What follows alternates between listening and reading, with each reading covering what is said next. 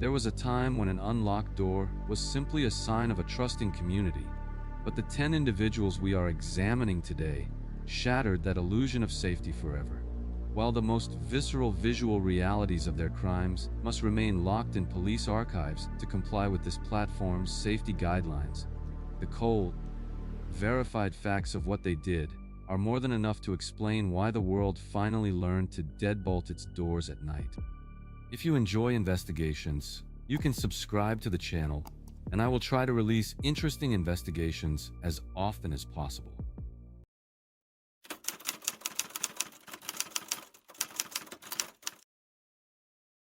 New York City in the summer of 1976 was a metropolis teetering on the edge of financial ruin and social collapse.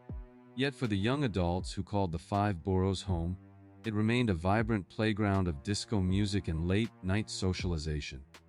As the city sweltered under a brutal, unrelenting heat wave that seemed to bake the very concrete of the sidewalks, residents sought refuge in the brief respite of the cooler evening hours. Young couples and groups of friends maintained their familiar routines, driving through the dimly lit streets of the Bronx and Queens, frequenting local nightclubs, and retreating to the secluded, shadowy enclaves of lovers' lanes to talk and escape the oppressive temperatures of their air-conditioned apartments. At that time, a car parked in a quiet residential neighborhood late at night was merely a sanctuary for private conversation, entirely divorced from the concept of mortal danger. The social fabric of the outer boroughs was tightly knit, characterized by trusting neighbors who often left their windows open to catch the nighttime breeze without a second thought regarding their personal security.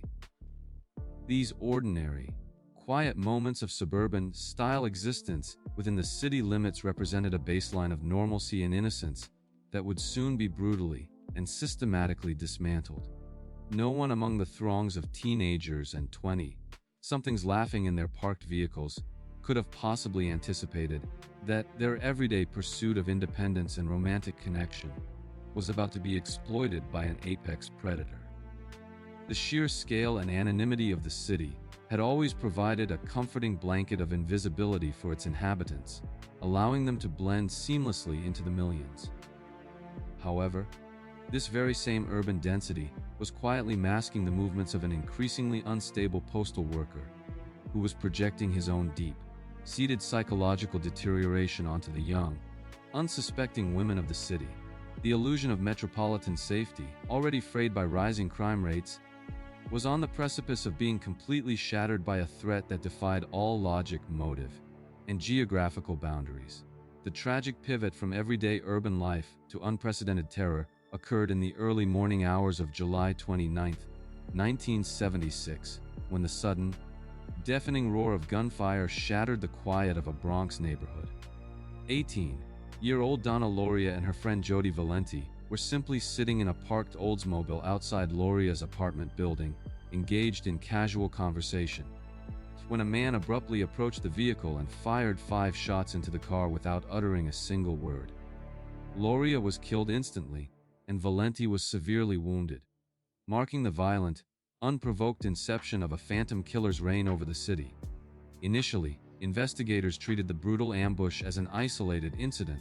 a tragic byproduct of the era's soaring violent crime statistics, or perhaps a case of mistaken identity tied to local organized crime. However, as the months dragged on into autumn and winter, a chilling, unmistakable pattern began to emerge from police precinct reports across different jurisdictions. More young couples sitting in parked cars were subjected to identical, sudden ambushes by a lone gunman who seemingly melted into the shadows the moment the echoes of his weapon faded. The turning point for the New York Police Department arrived when forensic ballistics experts cross-referenced the recovered projectiles and definitively confirmed that the same rare Charter Arms Bulldog .44 caliber revolver was being used in these seemingly disparate attacks. This scientific revelation was a devastating blow to the city's collective psyche,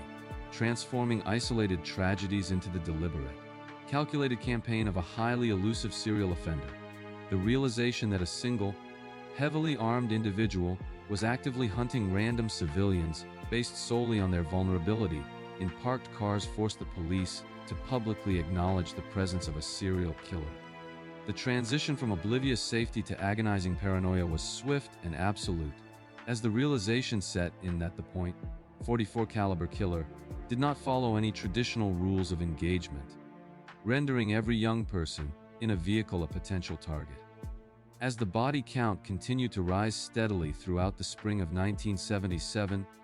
the New York Police Department launched Operation Omega, an immense, heavily funded task force comprising hundreds of detectives solely dedicated to hunting the phantom gunman. Despite the unprecedented allocation of manpower, the investigation found itself constantly stymied by a complete lack of physical evidence, contradictory witness descriptions, and the terrifying randomness of the crime scenes, which spanned across Queens, Brooklyn, and the Bronx. The killer fundamentally altered the psychological landscape of the investigation when he began leaving taunting, bizarrely constructed letters at the crime scenes and sending correspondence directly to prominent New York Daily News columnist Jimmy Breslin. In these meticulously hand-printed letters, the killer officially adopted the moniker Son of Sam, introducing a terrifying narrative of demonic possession, claiming to take orders from a neighbor's dog, and openly mocking the police department's inability to apprehend him. The publication of these letters in the daily newspapers induced a state of mass hysteria that paralyzed the 5 boroughs, causing the city's vibrant nightlife to grind to an absolute halt as dusk fell. Young women across the metropolitan area, terrified by the emerging profile that the killer preferred victims with long, dark hair, rushed to local salons to chop off their locks or dye them bright blonde in a desperate bid to alter their appearance. The streets of New York, once bustling with late-night activity, became virtual ghost towns, patrolled heavily by marked police cruisers and undercover decoy units trying in vain to anticipate the unpredictable predator's next move. Detectives followed thousands of dead-end leads, investigated countless false confessions, and interviewed scores of individuals who fit the vague psychological profile. Yet the Son of Sam remained a terrifying, intangible specter. The immense pressure from a terrified public and a relentless media machine pushed the Omega Task Force to the brink of exhaustion, with every new shooting representing a devastating failure of their massive dragnet. The entire city held its collective breath every single night, hopelessly trapped in an escalating nightmare where the simplest act of walking to a car felt like a dangerous gamble with mortality. The impenetrable wall of terror finally cracked in August 1977, not as the result of a brilliant deductive leap by criminal profilers, but rather through a mundane administrative detail and the sharp observation of a local resident. Following the final, fatal shooting of Stacy Moskowitz and the blinding of Robert Violante in Brooklyn's Bath Beach neighborhood, a woman named Cecilia Davis came forward to report a suspicious encounter she had experienced just moments before the attack. She informed detectives that while walking her dog near the crime scene, she had noticed a man acting strangely, clutching a dark object, and standing near a yellow Ford Galaxy that was simultaneously being ticketed by an unwary police officer for being parked too close to a fire hydrant.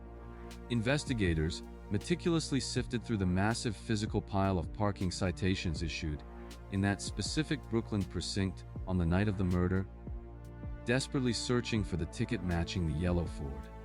Their grueling administrative search yielded a citation issued to a vehicle registered to 24-year-old David Berkowitz, a postal worker residing in a quiet apartment complex in Yonkers, New York. On August 10th, heavily armed detectives quietly descended upon the Pine Street address, surrounding the yellow Galaxy and waiting tensely for the suspect to emerge from his residence. When Berkowitz finally exited his apartment building and approached his car, carrying a paper bag that ominously concealed his loaded .44 caliber revolver, the trap was definitively sprung. Detectives moved in swiftly, guns drawn, surrounding the vehicle and demanding that the suspect freeze before he could reach his weapon or initiate another massacre. In a surreal, almost anti-climactic conclusion to the year-long reign of terror, the heavily armed killer simply turned to the arresting officers with a chilling, serene smile and calmly identified himself as the Son of Sam. The sheer banality of his capture, Brought down by a $25 parking ticket after evading the largest manhunt in New York City history, stood in stark, jarring contrast to the immense, sprawling mythology of evil he had constructed through his letters and brutal crimes. Following his apprehension, the judicial system moved with uncharacteristic speed, fueled by David Berkowitz's immediate, comprehensive confessions to all the shootings, effectively bypassing the need for a protracted, agonizing criminal trial that would have further traumatized the surviving victims and their families. Despite initial, highly publicized attempts by his defense team to establish a plea of insanity based on his claims of demonic canon commands, Berkowitz was ultimately found legally competent to stand trial and subsequently pleaded guilty to 6 counts of second-degree murder.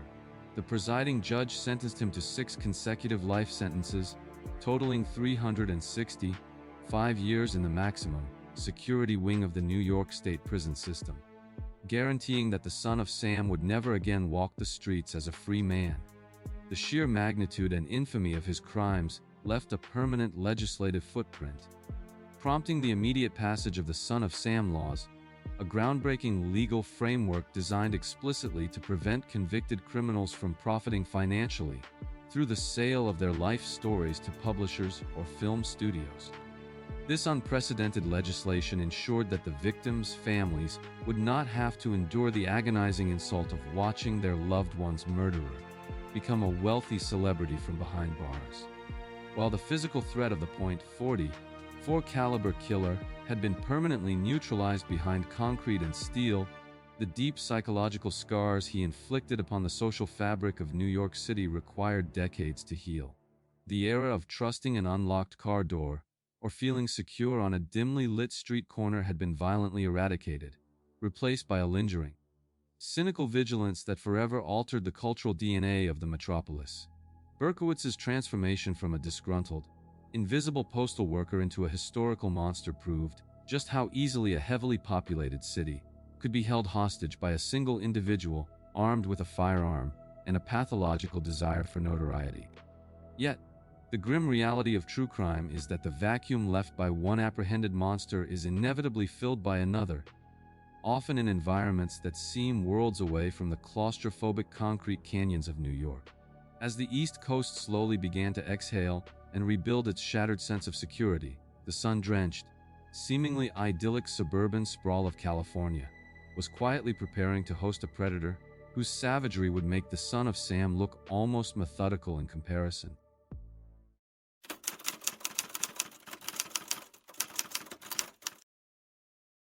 The sprawling suburban landscapes of Southern California in the mid-1980s represented an idyllic manifestation of the American dream, characterized by sun-drenched neighborhoods, manicured lawns, and a deeply ingrained culture of communal trust. Across the endless grids of quiet residential streets stretching from the San Gabriel Valley to the affluent enclaves of Orange County, residents enjoyed a remarkably relaxed standard of living that fundamentally relied on the perceived safety of their immediate environment. It was a common,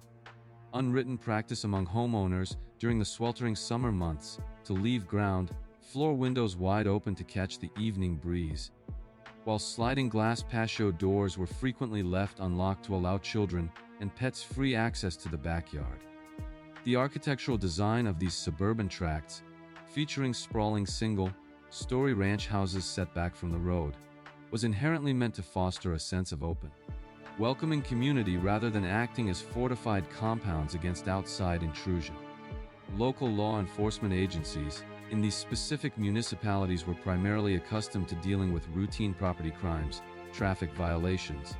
and isolated incidents of domestic disturbance, rarely encountering the kind of coordinated, predatory violence that plagued denser urban centers. The psychological barrier between the safety of the private home and the potential dangers of the outside world was incredibly thin, built entirely on a foundation of historical precedent that suggested violent strangers simply did not wander into these peaceful cul-de-sacs. Families felt entirely secure leaving their front doors unbolted while watching evening television, oblivious to the fact that they're comfortable. Trusting lifestyle was actively creating an environment perfectly suited for a highly opportunistic intruder. This collective naivety was not born of negligence, but rather from a sustained period of regional tranquility that had successfully convinced an entire generation of Californians that they were insulated from the horrific realities of random, senseless brutality. However, the physical geography of Los Angeles County, with its intricate network of freeways connecting desolate urban decay directly to affluent suburban prosperity, provided an ideal transit system for a predator seeking to exploit this widespread vulnerability. As the spring of 1985 approached, the fundamental concept of the home as an impenetrable sanctuary was about to be violently eradicated, replaced by a suffocating atmosphere of terror that would forever alter how citizens across the state secured their residences. The catastrophic shattering of this suburban tranquility began not with a localized anomaly, but through an unprecedented series of vicious, late-night home invasions that completely defied all established parameters of criminal profiling and victimology. Investigators responding to the initial crime scenes were immediately confronted with a bewildering lack of a coherent pattern, as the perpetrator targeted a completely random demographic spectrum encompassing the elderly, young couples, and single women living alone. Unlike traditional serial offenders who fixated on a specific physical type or a particular geographical zone, this attacker demonstrated a terrifying geographic mobility, striking in distant municipalities across the vast expanse of the Los Angeles basin with devastating unpredictability.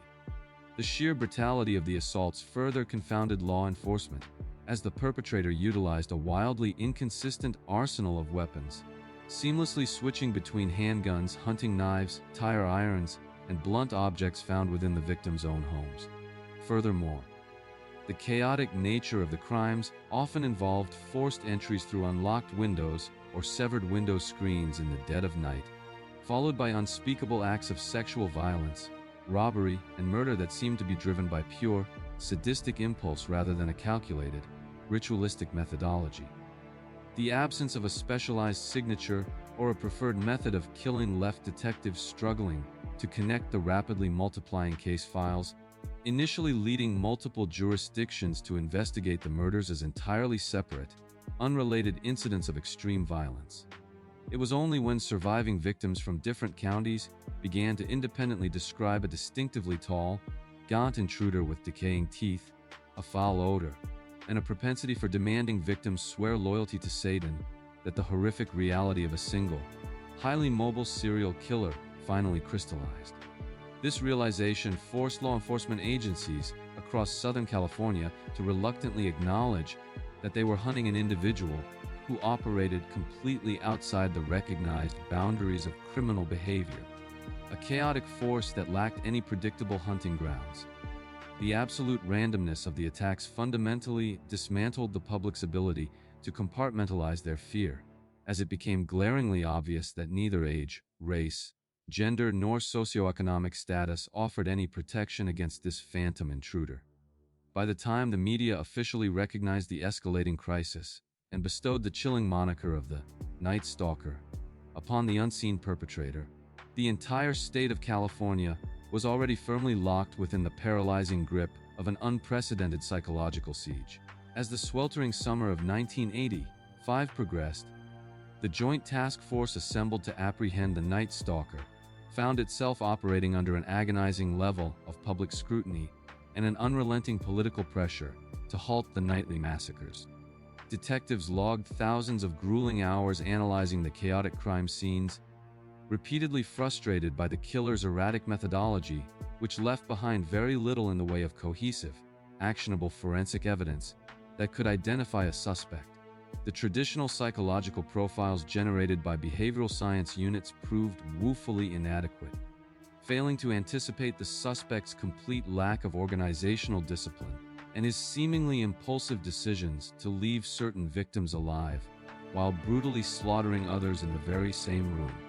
A critical breakthrough finally materialized amidst the evidentiary chaos, when crime scene investigators discovered a highly distinct, size 11.5 footprint left in the flower beds outside multiple targeted residences, providing the first tangible,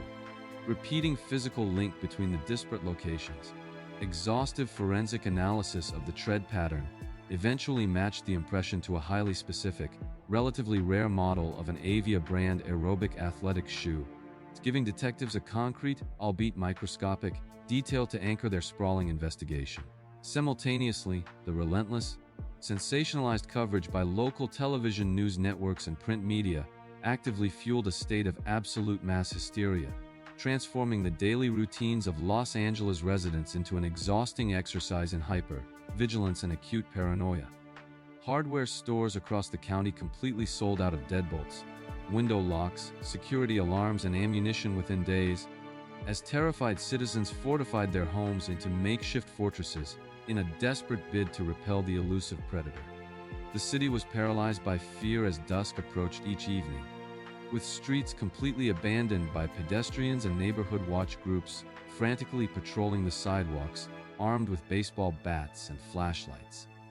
Tensions reached a boiling point when the killer brazenly escalated his geographic reach, traveling north to the San Francisco Bay Area to commit another vicious home invasion,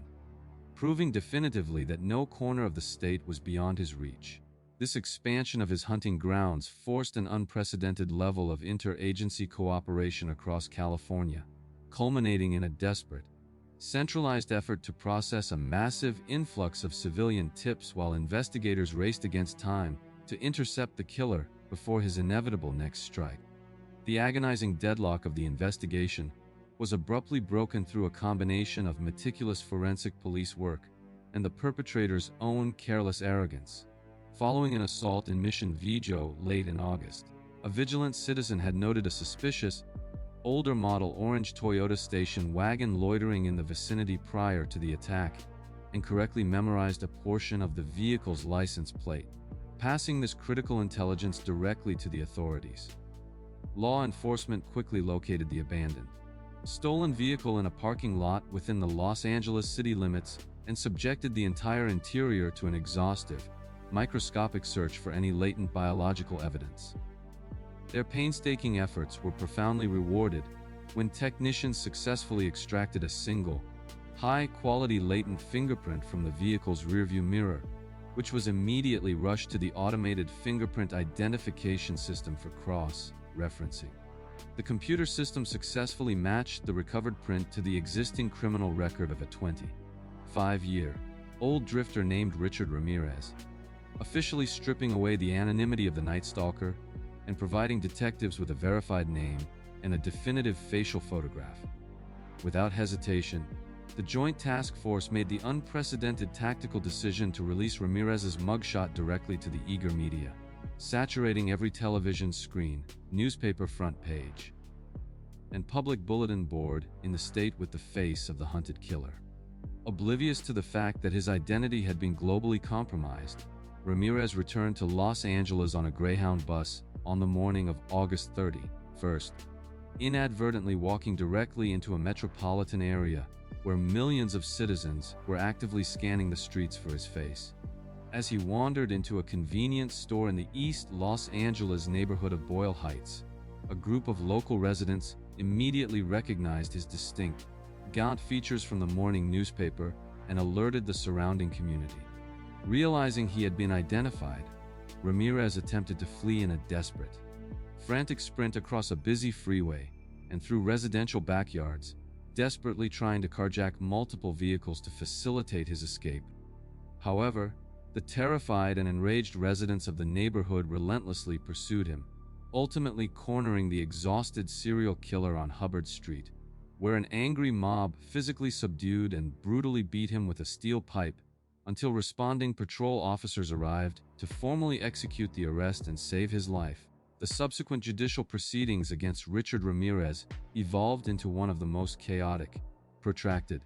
and highly sensationalized criminal trials in American legal history, heavily characterized by the defendant's bizarre, disruptive behavior and open satanic displays inside the courtroom.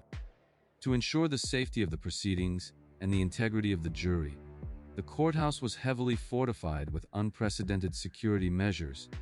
including the installation of metal detectors and a heavy presence of armed bailiffs to prevent any acts of violence or retaliation from the families of the victims. Over the course of the grueling trial, prosecutors systematically presented a devastating mountain of physical evidence, ballistics reports, and harrowing eyewitness testimonies from the surviving victims that conclusively linked Ramirez to 13 murders and numerous other violent felonies. Despite the overwhelming nature of the forensic evidence arrayed against him, Ramirez maintained an attitude of supreme, chilling arrogance, frequently smiling at the gallery, flashing pentagrams drawn on his palms, and making inflammatory remarks directed at the presiding judge. After months of exhausting testimony and careful deliberation, the jury ultimately found Richard Ramirez guilty on all charges, culminating in the formal pronouncement of 19 distinct death sentences. His transfer to the maximum security confines of San Quentin State Prison's death row permanently removed him from society, effectively closing one of the most terrifying, anxiety-inducing chapters in the history of California law enforcement. Though Ramirez eventually died of natural complications related to B-cell lymphoma in 2013, while still awaiting execution, the profound psychological damage he inflicted upon the concept of residential security remained permanently etched into the cultural consciousness. Homeowners across the nation fundamentally changed their daily habits, investing billions in home security systems, permanently reinforcing their windows, and ensuring that the simple act of locking a door became an ingrained, non-negotiable nighttime ritual. The terrifying realization that a predator could so easily breach the supposed sanctuary of the home forced a societal acknowledgement that extreme, randomized violence was not exclusively confined to dark alleys or abandoned urban lots. Yet, this horrifying concept of a merciless predator hunting victims within their own perceived safe spaces was not a modern invention of the 20th century, as investigators examining the grimy, fog-choked alleyways of Victorian-era London had learned exactly 1 century prior.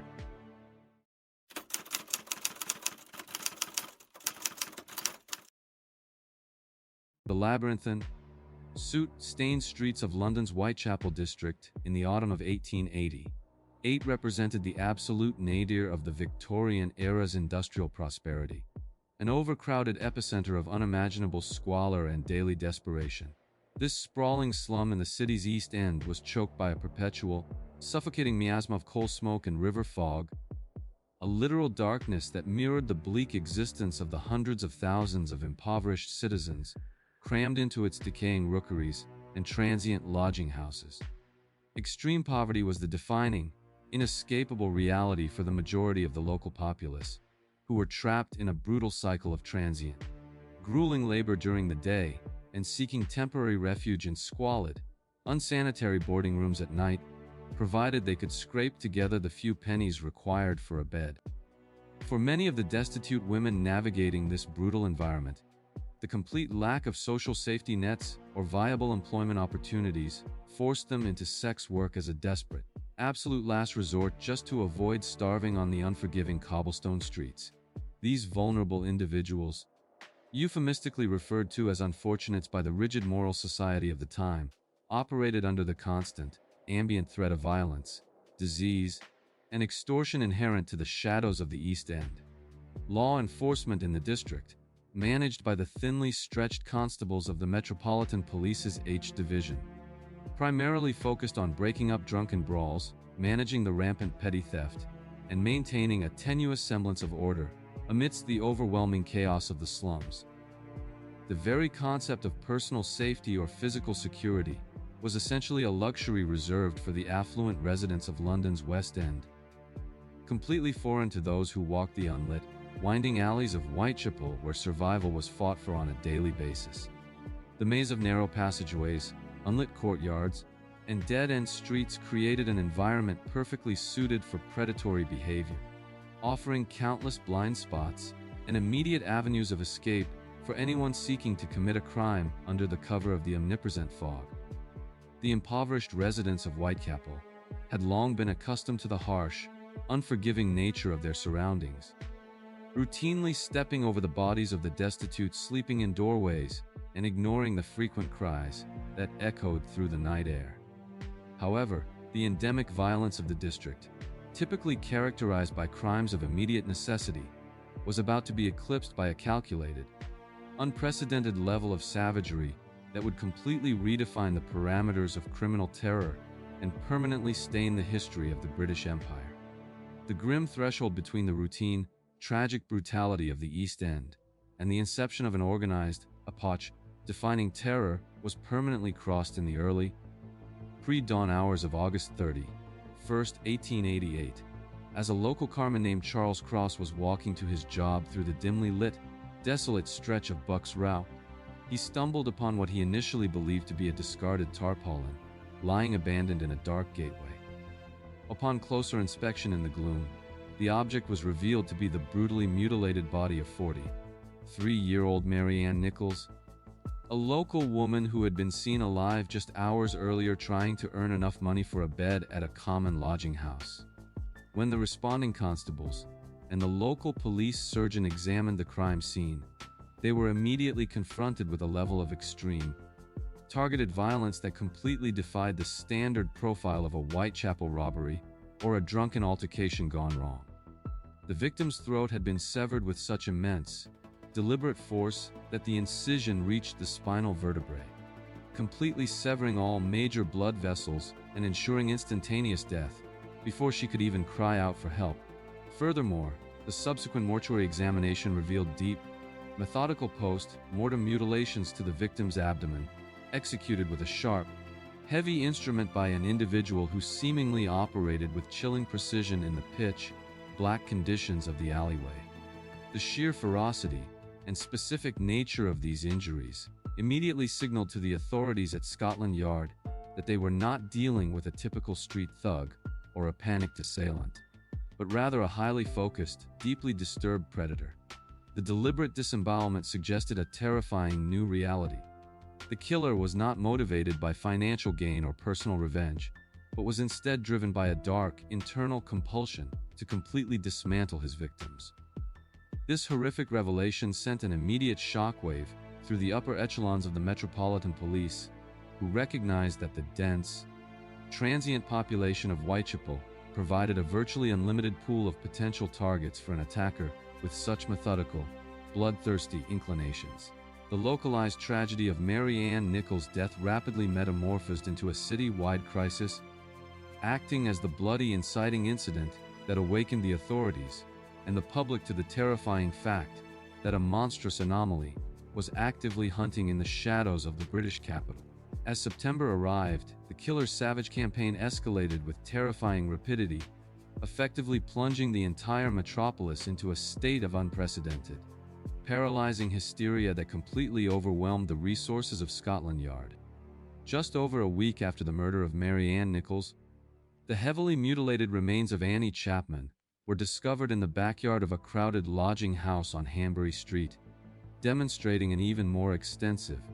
horrific removal of internal organs that strongly suggested the perpetrator possessed a working knowledge of human anatomy. The sheer audacity of committing such a time-consuming, gruesome act in a relatively exposed area surrounded by sleeping residents underscored the killer's absolute confidence and his ability to move silently through the dense urban fabric without detection. The situation reached a boiling point during the early hours of September 30th, a night of unprecedented carnage infamously recorded in police history as the double event, which definitively solidified the killer's mythological status. First, the body of Elizabeth Stride was found in Dutfield's yard with a severed artery but no abdominal mutilations, heavily implying that the killer had been suddenly interrupted by an approaching cart before he could complete his grim work. Unwilling to be thwarted, the frustrated predator immediately traversed to nearby Meter Square, located within the jurisdiction of the separate City of London Police, and brutally slaughtered Catherine Eddowes, subjecting her to the most extreme facial and abdominal mutilations seen to that point, and notoriously removing her left kidney. The ensuing, frantic investigation involved drafting hundreds of extra constables to flood the East End, conducting massive house-to-house searches, and bringing in bloodhounds. Yet the killer continually slipped through their massive dragnets with maddening ease. The psychological torment of the populace was intentionally weaponized when a local news agency and the authorities began receiving hundreds of taunting letters, most of which were deemed hoaxes, except for a few chilling pieces of correspondence that demonstrated intimate knowledge of the crimes. The most infamous of these was the From Hell letter, sent to the head of the Whitechapel Vigilance Committee, which was packaged with half of a preserved human kidney, matching the exact medical condition of the one extracted from Catherine Eddowes. The emergence of these letters, which officially introduced the blood-curdling moniker Jack the Ripper to the global press, transformed the investigation into a massive, heavily scrutinized media spectacle, ensuring that the terror radiating from Whitechapel was felt in every corner of the industrialized world. The suffocating autumn of terror finally culminated in an act of such unimaginable, concentrated savagery that it profoundly shocked even the most hardened, veteran detectives of the Metropolitan Police Force. On the morning of November 9th, after a brief period of deceptive quiet that had lulled some into a false sense of security, the rent collector for a small, heavily partitioned slum dwelling known as Miller's Court arrived at room number 13 to collect arrears from a 25-year-old woman named Mary Jane Kelly. Unable to elicit a response from behind the locked door, the collector reached through a broken windowpane to pull back the curtain, inadvertently uncovering a localized vision of absolute hell that represented the horrific zenith of the Ripper's capabilities. Unlike the previous canonical victims who had been swiftly dispatched in the exposed, dangerous environment of public streets and unlit alleyways, Mary Jane Kelly had been targeted inside the relative, albeit meager, sanctuary of her own private, locked room. Granted the terrifying luxuries of complete privacy, adequate lighting from the fireplace, and an abundance of time, the killer engaged in a systematic, hours-long desecration of the victim's body that went far beyond mere murder into the realm of total anatomical obliteration. The crime scene photographs and the subsequent police surgeon reports detailed a room completely saturated with biological evidence, where flesh had been deliberately stripped away from the skeleton and internal organs were carefully arranged around the bed in a display of calculated, psychotic ritualism. The unprecedented severity of the mutilations rendered the young woman virtually unrecognizable, forcing investigators to confront the agonizing reality that the predator they were hunting had completely abandoned all vestiges of human restraint. The fact that the killer was able to execute this localized massacre within a densely populated courtyard, locking the door behind him and slipping away into the morning crowds completely unnoticed, demonstrated a terrifying mastery over his environment. This locked room slaughter shattered any remaining illusions of safety within the East End, proving definitively that not even the barricaded doors of one's own home could offer protection against a phantom who seemed capable of bypassing all physical barriers. The murder of Mary Jane Kelly stood as the ultimate, horrifying climax to the autumn of 1888, a testament to the absolute failure of modern law enforcement to protect the most vulnerable members of society from a truly apex predator. In the immediate aftermath of the Miller's Court atrocity, the panicked authorities aggressively braced themselves for further violence. Yet the brutal reign of the unidentified killer ceased just as abruptly and inexplicably as it had begun. The Whitechapel murder file remained open for years, generating hundreds of suspect profiles ranging from impoverished butchers and deranged local surgeons to members of the British royal family. But the Metropolitan Police were never able to conclusively identify, let alone prosecute, the man responsible for the canonical 5 slayings. The complete evaporation of the killer into the historical fog left a permanent, gaping wound in the annals of criminal justice, transforming a localized series of homicides into an enduring century-long mythology that continues to fascinate and horrify true crime researchers to this very day. The failure to catch the Ripper fundamentally altered the operational methodologies of investigative agencies worldwide, highlighting the critical need for advanced forensic sciences, organized crime scene preservation, and systematic behavioral profiling to combat serial offenders. The enduring terror of 1888 proved that the most dangerous threats to a society often do not come from invading armies, but from unseen, solitary figures who move invisibly through the lower strata of the urban environment, exploiting the vulnerabilities of a trusting populace. While the gaslit streets of Victorian London eventually transitioned into the brightly lit, technologically advanced avenues of the modern era, the fundamental human vulnerability exposed by the Whitechapel murders remained a permanent underlying anxiety. The realization that immense, catastrophic damage could be inflicted by a single, unrecognizable individual harboring a deep-seated hatred for society would echo violently into the late 20th century. As we shift our focus from the dense, historical poverty of England to the sprawling, modern heartland of the United States, we encounter a fundamentally different manifestation of this exact same terror. The evolution of criminal pathology would eventually demonstrate that a sociopathic grievance against humanity could be expressed through terrifyingly modern mechanisms of mass destruction. Decades later, the citizens of a quiet, unsuspecting American city would learn that true, devastating horror did not always require the cover of darkness or the intimacy of a blade, but could be delivered in broad daylight with catastrophic, explosive force.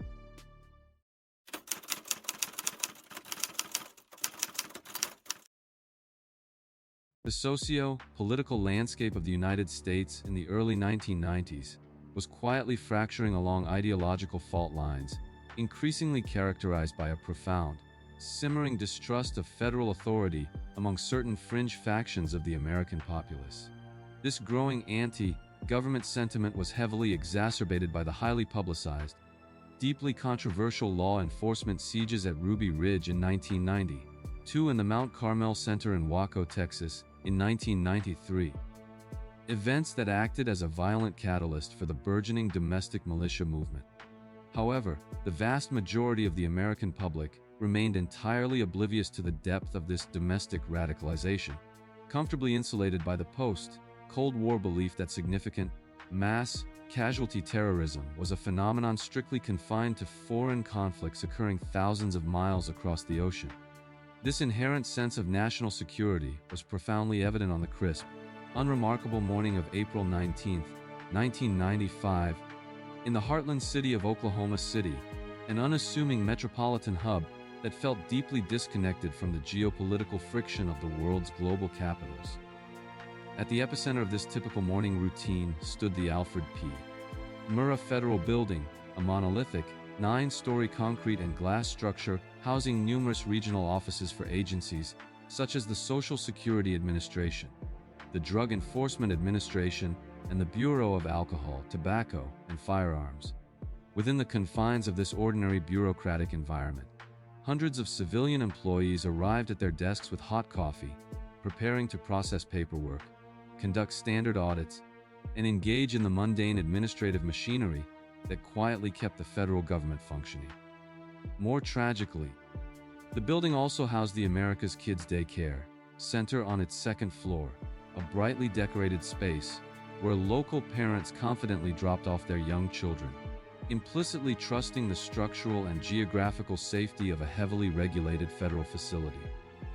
There was absolutely nothing in the crisp morning air to suggest that a heavily loaded, yellow Ryder rental truck slowly navigating the downtown streets was anything other than a standard commercial delivery vehicle executing a routine municipal route. The citizens walking along the adjacent sidewalks and the employees settling into their cubicles were completely unaware that the cargo area of this specific truck had been meticulously packed with nearly 5,000 pounds of an improvised explosive device, primarily composed of agricultural grade ammonium nitrate fertilizer and highly volatile liquid nitromethane. The peaceful, methodical start to the workday in the American heartland represented a profound state of vulnerable innocence, an agonizingly fragile reality that was merely minutes away from being violently and permanently obliterated by the warped ideological grievance of a single, deeply radicalized individual. The irrevocable severing of this morning tranquility occurred at exactly 9:02 in the morning, when the immense payload concealed within the parked Ryder truck was deliberately detonated, unleashing a catastrophic shockwave of unimaginable, apocalyptic force directly into the northern facade of the Murrah building. The sheer, concussive violence of the blast instantly annihilated the reinforced concrete pillars supporting the front of the structure, causing the entire 9 story glass face of the building to disintegrate into millions of lethal, supersonic projectiles that shredded everything in their immediate path. As the structural integrity of the northern half completely failed, a massive, cascading architectural collapse ensued, bringing hundreds of tons of pulverized concrete, twisted steel rebar, and heavy office furniture crashing down through the floors in a horrifying pancake effect that instantly crushed the daycare center below. The deafening, thunderous roar of the explosion could be physically felt and heard up to 55 miles away, violently shaking the foundation of the entire city and immediately triggering seismographs located across the state of Oklahoma, which formally registered the blast as a localized earthquake. The immediate epicenter of the detonation was transformed in a fraction of a second from a bustling hub of civic administration into a smoking, apocalyptic crater measuring 30 feet wide and 8 feet deep, completely erasing the rental truck and leaving an unimaginable wasteland of shattered infrastructure. A massive towering plume of thick, acrid black smoke and pulverized dust immediately billowed into the clear morning sky, casting a dark, suffocating pall over the downtown area as thousands of car alarms blared simultaneously in a chaotic, mechanical symphony of destruction. First responders, ordinary citizens, and surviving government employees who stumbled out of the surrounding, heavily damaged buildings were confronted with a scene of incomprehensible carnage, characterized by heavily bleeding victims wandering the debris-strewn streets in states of profound, uncomprehending clinical shock. The immediate, terrifying assumption held by both local authorities and the rapidly descending national media apparatus was that this unprecedented level of destruction was the unmistakable signature of international, state-sponsored terrorism, leading to an immediate, frantic tightening of borders and a nationwide alert for foreign operatives. This catastrophic event permanently shattered the deeply ingrained psychological barrier that had previously shielded the American heartland, proving with devastating finality that the geography of the Midwest offered absolutely no insulation against the calculated application of mass casualty violence. The deliberate targeting of a civilian structure containing a vibrant daycare facility immediately elevated the incident from a tragedy to an act of supreme, unforgivable savagery, instantly making the search for the perpetrators the most urgent, highly prioritized, and emotionally charged law enforcement operation in the history of the United States.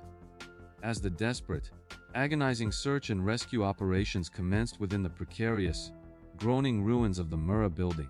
an unprecedented coalition of federal law enforcement agencies initiated a sprawling, meticulously detailed forensic investigation amidst the heavily contaminated rubble of downtown Oklahoma City. While the initial, dominant narrative broadcast across the globe heavily speculated on the involvement of Middle Eastern extremist groups, seasoned explosive experts from the Federal Bureau of Investigation and the Bureau of Alcohol, Tobacco, and Firearms began meticulously sifting through the debris field for any microscopic fragment of physical evidence. The critical, investigative breakthrough materialized incredibly swiftly due to a stroke of forensic fortune, when an alert investigator discovered a heavily scorched, twisted piece of heavy automotive metal resting near the blast crater, which was later conclusively identified as the rear axle of the destroyed Ryder truck. Remarkably, despite the immense, pulverizing heat and pressure of the ammonium nitrate detonation, the confidential, factory-stamped vehicle identification number remained partially legible on the axle's housing, providing the multi-agency task force with a concrete, undeniable starting point for their sprawling manhunt. Within a matter of hours, federal agents successfully traced this specific alphanumeric sequence to an independent rider rental agency, located hundreds of miles away in the small, military-adjacent town of Junction City, Kansas, prompting an immediate tactical deployment to secure the business records and interview the staff. Interviews with the rental agency's proprietor revealed that the vehicle had been leased just days prior by an individual utilizing the pseudonym Robert Kling, a man described as possessing a distinctively rigid, military-style bearing and an intense, highly focused demeanor. Working meticulously with a highly skilled sketch artist, the witnesses provided enough precise physical details to generate a highly accurate composite drawing of the suspect, subsequently designated by the Federal Bureau of Investigation as John Doe Number 1, an image that was immediately disseminated to every law enforcement agency across the nation. Simultaneously, investigators heavily canvassed the motels surrounding the Junction City area, eventually locating a proprietor who identified the composite sketch as a recent guest named Timothy McVeigh, a decorated, honorably discharged United States Army veteran who had served in the heavily mechanized infantry during the Persian Gulf War. The staggering, chilling realization that the deadliest terrorist attack on American soil was not the work of foreign insurgents, but rather the calculated, ideological strike of a radicalized, native-born military veteran, forced a massive, uncomfortable paradigm shift within the highest levels of the United States Department of Justice.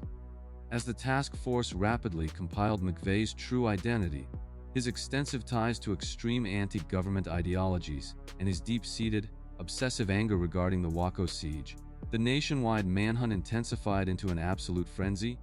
driven by the desperate need to apprehend a highly trained individual who possessed both the capability and the demonstrated willingness to inflict further catastrophic damage. The climax of the largest, most intensive manhunt in modern American history did not culminate in a dramatic, heavily armed tactical raid on a fortified extremist compound, but rather hinged on an astonishingly mundane traffic violation that occurred a mere 90 minutes after the devastating blast. As the heavily armed perpetrator fled the immense devastation of Oklahoma City, driving northbound on Interstate 35 in a dilapidated, yellow 1977 Mercury Marquis, he was observed by sharp-eyed Oklahoma Highway Patrol Trooper Charlie Hanger. The veteran state trooper noticed that the aging vehicle completely lacked a rear license plate, a minor administrative infraction that prompted him to initiate a routine traffic stop,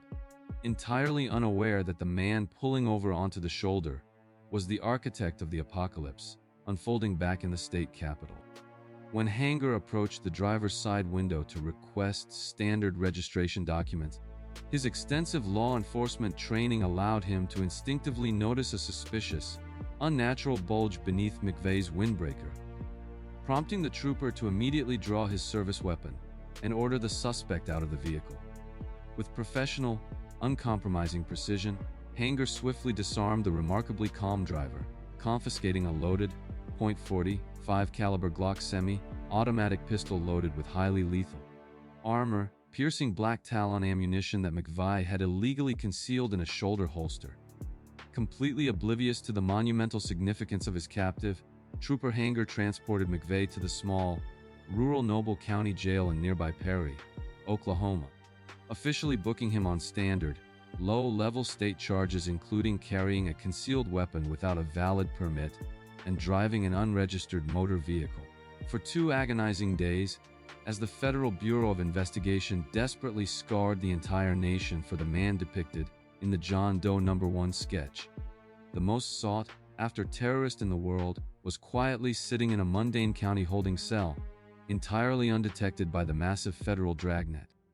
The tension reached an absolute zenith when McVeigh's preliminary bail hearing was scheduled for the morning of April 21st, presenting a terrifyingly real scenario where the mass murderer could have easily paid a small fine and disappeared forever into the sprawling, anonymous network of anti-government safe houses. However, just hours before the local judge could authorize McVeigh's release back into society, a federal investigator referencing names obtained from the Junction City Motel Registry with recent statewide arrest records made the shocking, miraculous connection, prompting frantic, urgent phone calls to the Noble County Sheriff to hold the prisoner at all costs. Breathless realization that the meticulous bomber had been serendipitously captured through a trivial traffic enforcement action underscored a profound element of blind luck in the pursuit of justice, bringing an abrupt, highly anti-climactic halt to McVeigh's meticulously planned war against the federal government. The subsequent federal prosecution of Timothy McVeigh was an overwhelming, meticulously constructed demonstration of forensic science and exhaustive evidentiary gathering, systematically detailing how a decorated soldier transitioned into a radicalized, mass casualty terrorist. Prosecutors presented a staggering mountain of irrefutable physical evidence to the jury, including highly specific receipts for massive quantities of agricultural fertilizer, thousands of pages of incriminating telephone records linking him to his co-conspirators, and microscopic traces of high, explosive residue recovered directly from his clothing at the time of his arrest. In 1997, following an emotionally grueling, heavily secured trial that forced the nation to confront the harrowing testimonies of surviving victims and grieving families, the jury decisively convicted McVeigh on all 11 counts of federal murder and conspiracy, subsequently sentencing him to the ultimate penalty of death. The devastating human toll of his ideological crusade ultimately stood at 160, 8 innocent lives lost,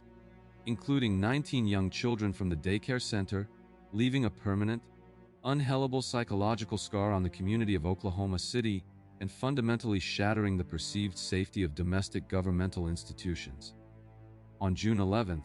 2001, McVeigh was executed by lethal injection at the United States Penitentiary in Terre Haute, Indiana, maintaining a chilling, unrepentant silence and offering absolutely no apologies for the immense, generational suffering he had deliberately inflicted upon his own countrymen. The catastrophic destruction of the Murrah building fundamentally rewrote the architectural and security doctrines for federal facilities nationwide, leading to the immediate implementation of massive steel bollards, heavily enforced blast-proof setback distances and rigorous, uncompromising entry checkpoints designed to prevent a vehicle-borne improvised explosive device from ever reaching its target again. The agonizing reality of the Oklahoma City bombing forced the American public to accept the deeply unsettling truth that the most devastating threats could easily emanate from within the nation's own borders, executed by individuals who blended seamlessly into the fabric of everyday civic life. While the immense scale of this industrial terrorism demonstrated how an entire city block could be annihilated by a political grievance, it also highlighted a grim reality regarding the nature of targeted destruction, proving that the most profound horrors are often intimately tethered to the physical structures we trust the most. Yet, this terrifying violation of a trusted, communal space in the heart of a bustling city center represents only one specific manifestation of spatial vulnerability in the modern world. The terror becomes infinitely more suffocating and profoundly personal when the architecture of death is not a massive, public federal building, but rather the quiet, deeply intimate confines of a private family residence located in an affluent, seemingly untouchable suburban neighborhood.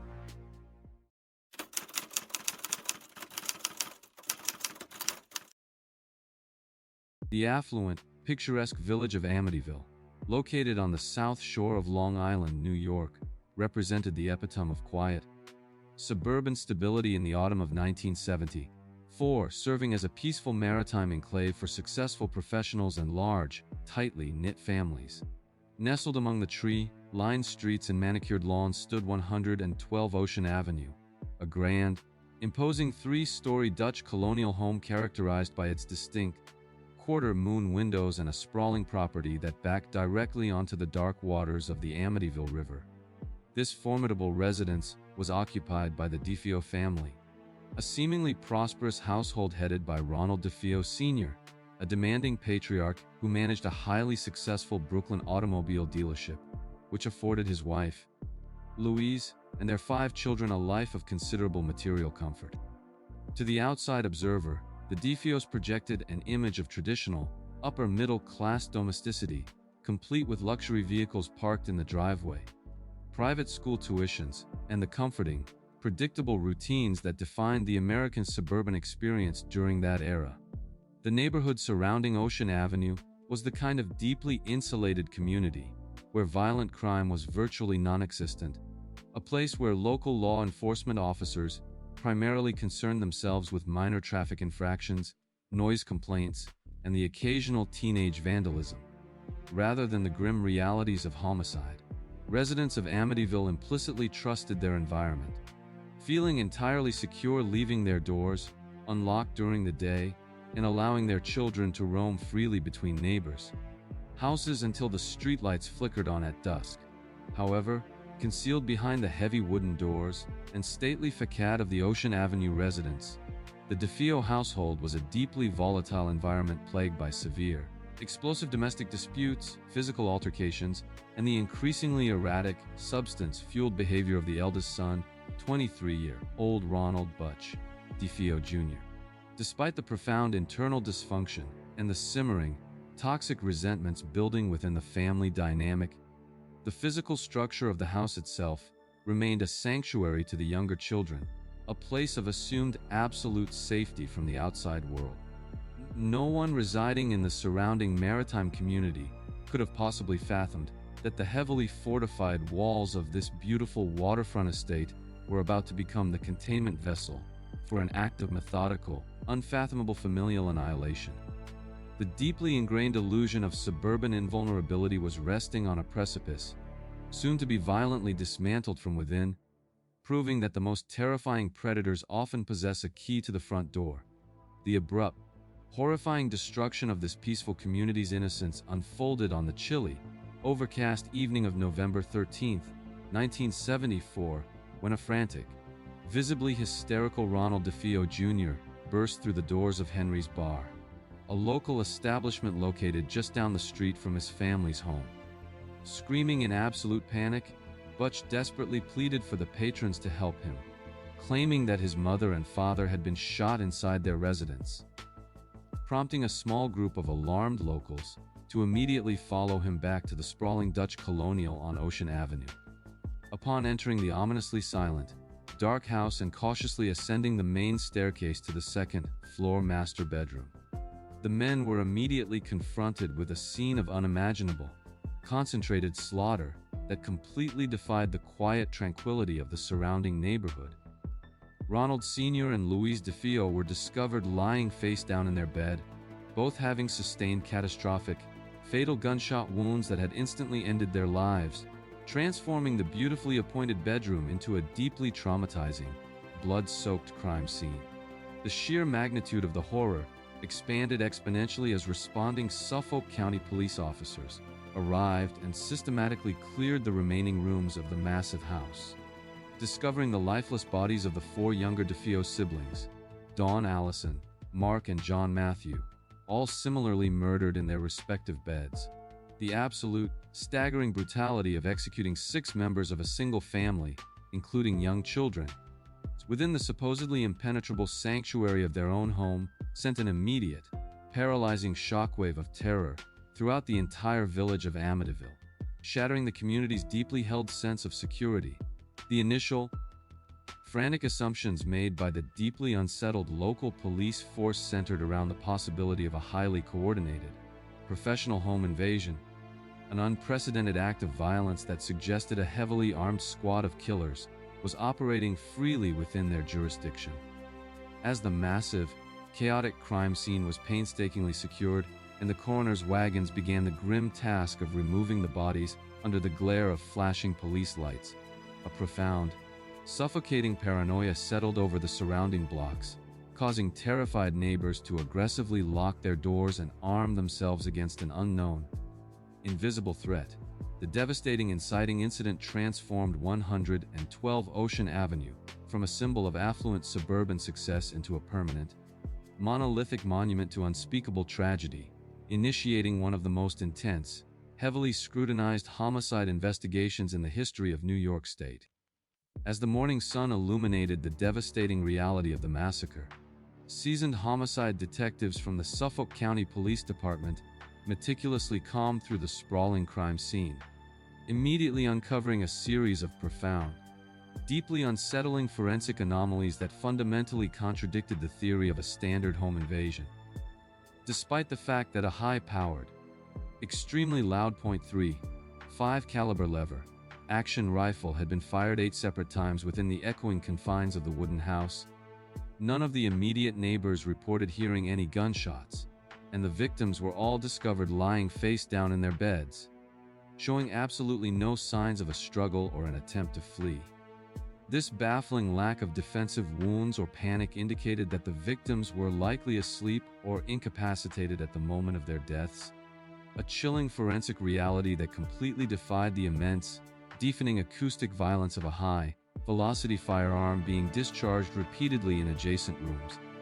Concurrently, investigators took a seemingly cooperative Ronald DeFeo Jr. into protective custody, ostensibly to shield the sole surviving family member from the phantom killers, while carefully documenting his initial, highly detailed narrative that attributed the slaughter to a notorious organized crime hitman named Louis Fellini. DeFeo claimed that Fellini,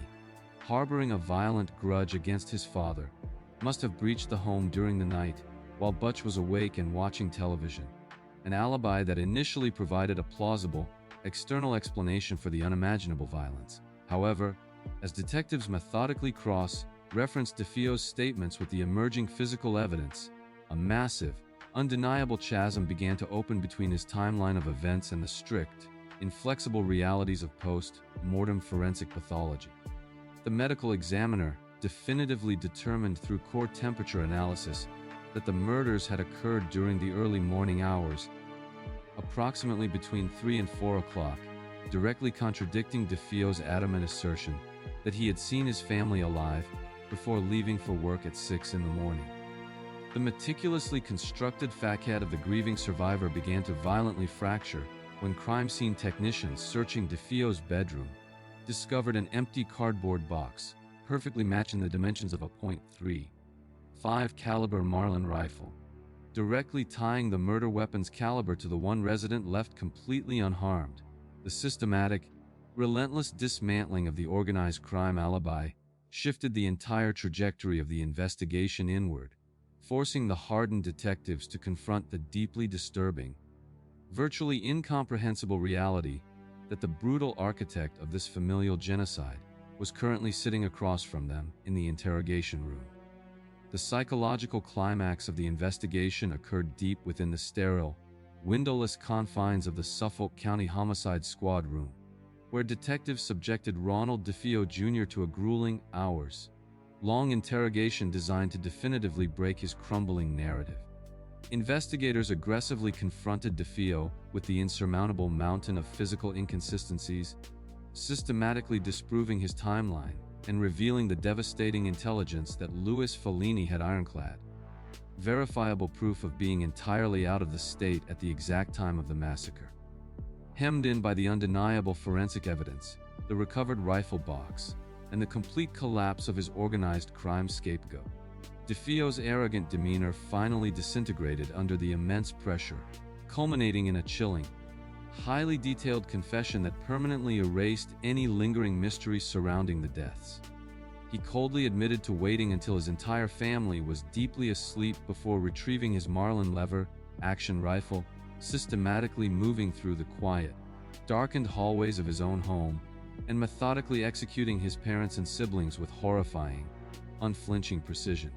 DeFeo detailed how he moved from room to room, chambering a new round after every devastating shot, motivated by a toxic combination of deep-seated familial resentment, financial greed, and the profound psychological instability exacerbated by his extensive history of substance abuse. The confession outlined his calculated, post-massacre actions, revealing how he had carefully bathed to remove the biological evidence, collected his blood-soaked clothing and the murder weapon, and disposed of them in a storm drain in Brooklyn before casually arriving at work to establish his fraudulent alibi. The chilling, emotionless nature of his admission, devoid of any genuine remorse for the total annihilation of his bloodline, deeply unsettled even the most veteran interrogators, cementing his status as a remarkably cold-blooded, highly organized familial annihilator. This definitive breakthrough provided law enforcement with a complete, factually verified narrative of the atrocity,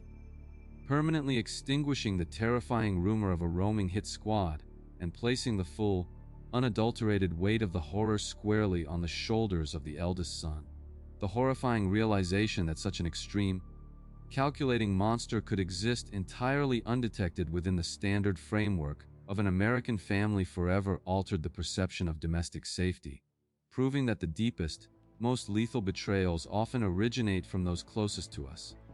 The ensuing legal proceedings against Ronald DeFeo Jr. successfully navigated his defense team's desperate attempts to secure an acquittal by reason of insanity, relying instead on the overwhelming psychiatric testimony indicating that while he was heavily antisocial and a habitual drug user, he was completely aware of his actions and their fatal consequences. In the late fall of 1975,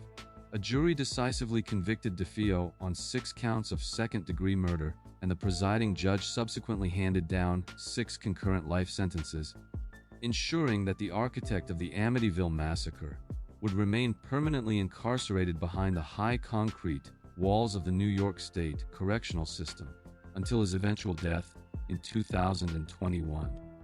It is of absolute, critical importance to strictly separate the verified, documentary facts of this horrific familial homicide from the highly lucrative, sensationalized supernatural mythology that eventually swallowed the legacy of the Ocean Avenue home, primarily propagated by the subsequent owners, the Lutz family, and the heavily fictionalized media franchise known as the Amityville Horror. The documented police records, the comprehensive forensic analysis, and DeFeo's own verified confessions definitively prove that the horrific events of November 1974 were entirely the result of human malice, domestic abuse, and psychopathy entirely devoid of any demonic possession, bleeding walls, or supernatural intervention. The true, enduring tragedy of the Amityville case lies in the very real, physical destruction of 6 human lives by a trusted family member, an act of such immense, grounding violence that it requires no supernatural embellishment to evoke profound terror and sorrow. The grim legacy of 112 Ocean Avenue serves as a stark, uncompromising reminder that the most terrifying monsters do not manifest as ethereal spirits or cinematic ghosts, but exist as flesh and blood, hiding their lethal intentions behind the mundane mask of everyday domesticity. While Ronald DeFeo Jr. sought to conceal his horrific crimes behind a fabricated story of a mafia hitman to avoid detection, the evolution of criminal pathology frequently produces offenders who operate with an entirely different set of motivations. As we trace the timeline back a few years and cross the country to the fog-shrouded coastlines of Northern California, we encounter a fundamentally different, far more elusive type of predator, one who actively craved the spotlight and deliberately transformed his brutal acts of murder into a highly publicized, terrifying game of cryptographic cat and mouse with the entire world.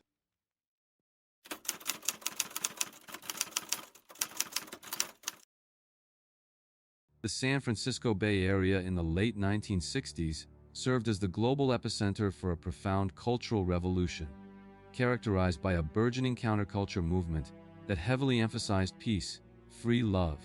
and a deeply ingrained rejection of traditional societal paranoia. Across the rolling hills of Vallejo and the fog-shrouded streets of San Francisco, a generation of young adults embraced a remarkably open, trusting lifestyle that fundamentally relied on the inherent goodness of their fellow citizens and the perceived safety of their immediate environment. During this transformative era, the concept of personal security was often an afterthought for the local teenagers and young couples who routinely sought out the privacy of secluded, unlit lovers' lanes, utilizing the region's vast network of rural roads and isolated parklands as sanctuaries for romance and quiet socialization. Locations such as the gravel parking area off Lake Herman Road on the outskirts of Benicia were universally regarded as safe havens, entirely divorced from the violent, organized crime that typically plagued the denser urban centers of the state. The prevailing social climate of the time fostered a collective naivety, convincing the youth of Northern California that the most significant threats they faced were political or ideological, rather than the immediate, physical danger posed by a solitary, unrecognized predator operating within their own communities.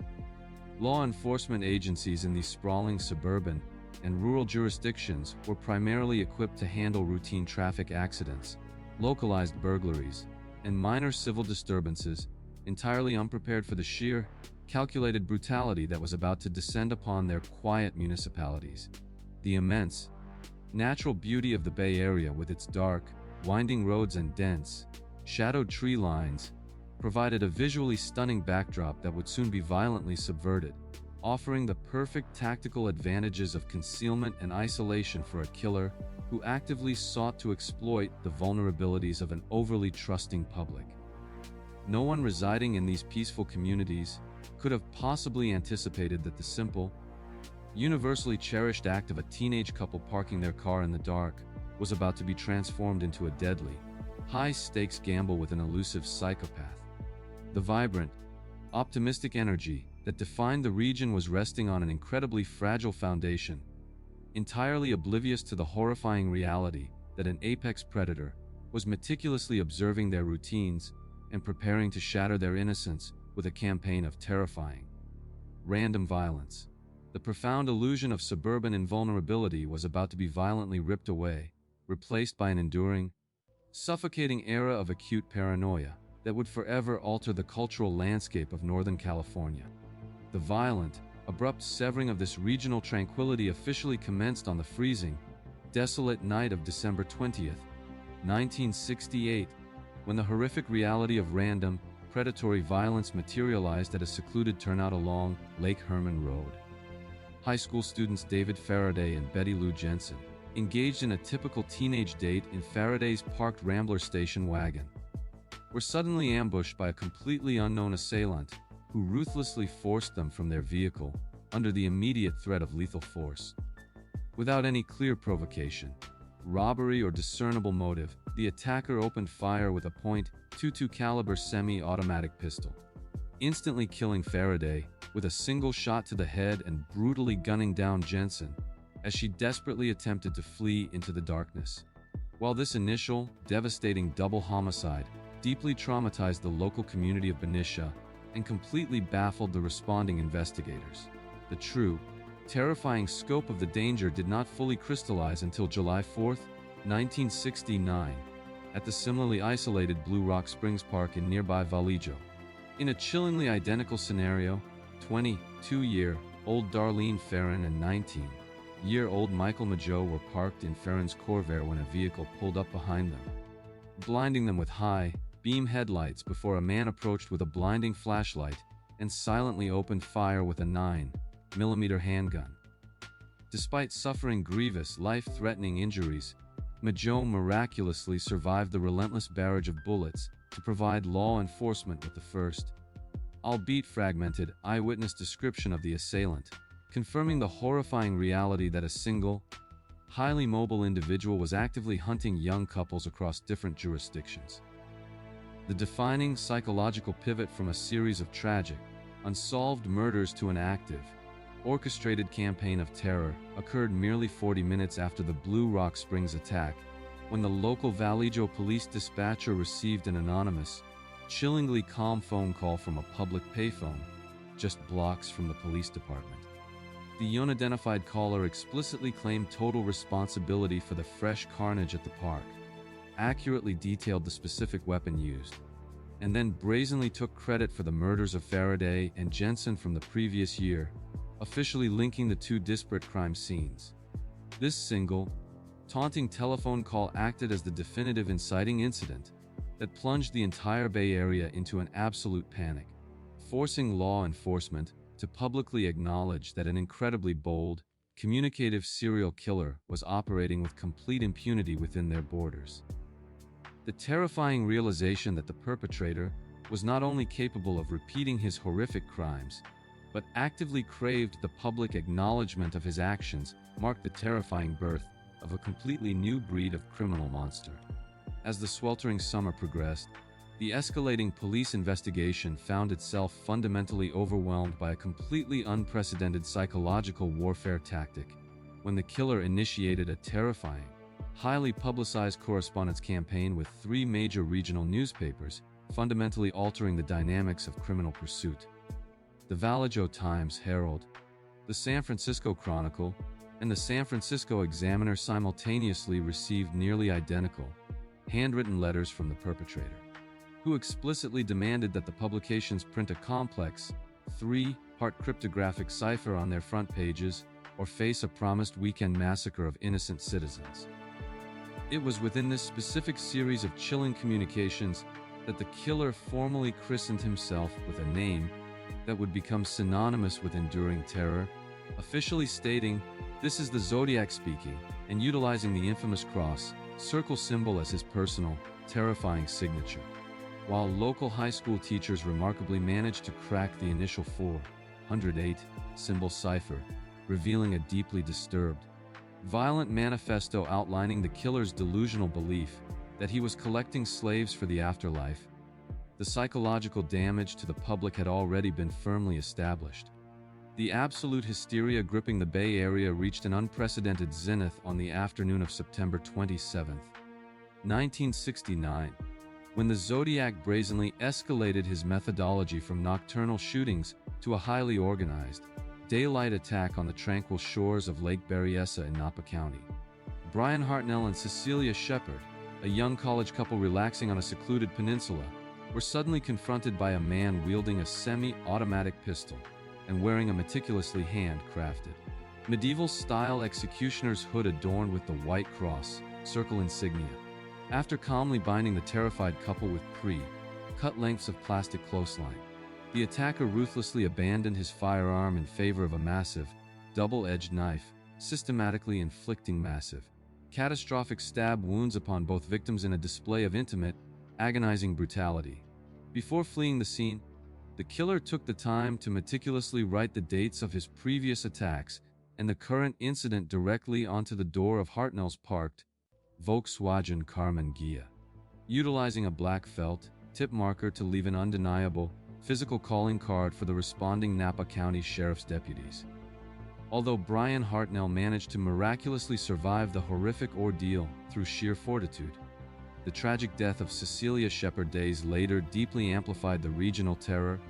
proving definitively that the Zodiac was continually evolving his savage tactics and expanding his geographical hunting grounds. The entire state of California found itself held entirely hostage by a phantom who communicated through complex puzzles and struck with devastating unpredictability, leaving a trail of shattered lives and hopelessly frustrated detectives in his wake.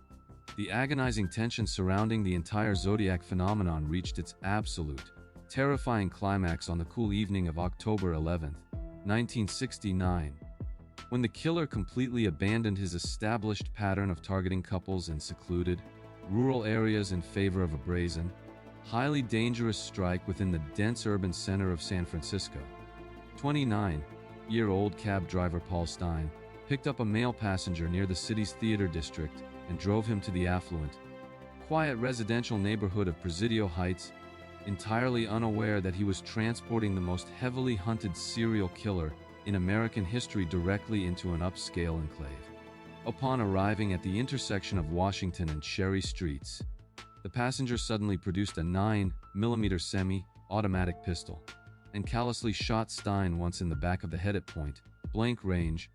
killing the driver instantly within the confined space of the vehicle. In a chilling display of post-mortem desecration and evidentiary collection, the killer calmly removed Stein's wallet, his car keys, and meticulously tore a large, rectangular section of the victim's blood-soaked shirt, an act witnessed directly by 3 teenagers observing the horrific scene from an illuminated window across the street. The terrified witnesses immediately contacted the San Francisco Police Department, initiating a massive, frantic tactical response that flooded the quiet, fog-covered neighborhood with dozens of patrol cars, desperately attempting to seal off the surrounding grid of streets. However, the subsequent investigation was severely compromised by a critical, devastating communication error made by the police dispatcher, who mistakenly broadcasted the suspect's description as a black male adult, rather than the heavy-set, bespectacled white male accurately reported by the teenage witnesses. Because of this catastrophic failure in the relay of critical intelligence, responding patrol officers Donald Folk and Eric Zelms, driving directly toward the crime scene, observed a white male matching the Zodiac's actual description walking casually away from the area, but completely disregarded him as a suspect due to the flawed radio broadcast. This incredibly brief, agonizingly close encounter represents the most frustrating moment in the entire history of the Zodiac investigation, as the officers unknowingly allowed the prolific serial killer to simply walk past their marked cruiser and disappear silently into the dense, darkened tree line of the adjacent Presidio parkland. The killer cemented his psychological victory and taunted the police department's monumental failure, by mailing a letter to the San Francisco Chronicle that contained the undeniable physical proof of his crime, the blood-stained piece of Paul Stein's shirt. In the immediate aftermath of the Paul Stein murder and the subsequent dissemination of the blood-stained shirt fragment, the Zodiac Killer initiated a prolonged, heavily publicized era of psychological warfare through a barrage of increasingly bizarre letters, but the verified, physical violence abruptly and inexplicably ceased. He continued to torment the public and the authorities with threats of targeting school buses, claims of responsibility for dozens of unverified murders, and the release of highly complex cryptographic ciphers that successfully defied the combined efforts of the FBI, the CIA, and the National Security Agency for decades. Despite amassing a massive, sprawling investigative file containing thousands of pages of behavioral analysis, suspect interrogations, and forensic documentation, law enforcement agencies across multiple jurisdictions were ultimately unable to successfully secure a definitive match that could satisfy the burden of a criminal prosecution. The investigation generated hundreds of highly scrutinized suspects over the subsequent decades, most notably the convicted child molester Arthur Leigh Allen, who possessed circumstantial links to the crimes but ultimately failed to match the physical evidence, the partial DNA profiles, or the handwriting analysis required for an indictment. The sheer passage of time, the degradation of physical evidence, and the eventual deaths of key investigators and primary suspects cemented the Zodiac murders as the most infamous, permanently unsolved string of serial homicides in the history of American law enforcement. The absolute failure to capture this brazen, highly communicative predator fundamentally altered the investigative methodologies of police departments worldwide, directly highlighting the critical need for interagency intelligence sharing and the advanced development of localized behavioral profiling units. The enduring legacy of the Zodiac Killer is defined by a deeply unsettling, permanent lack of closure,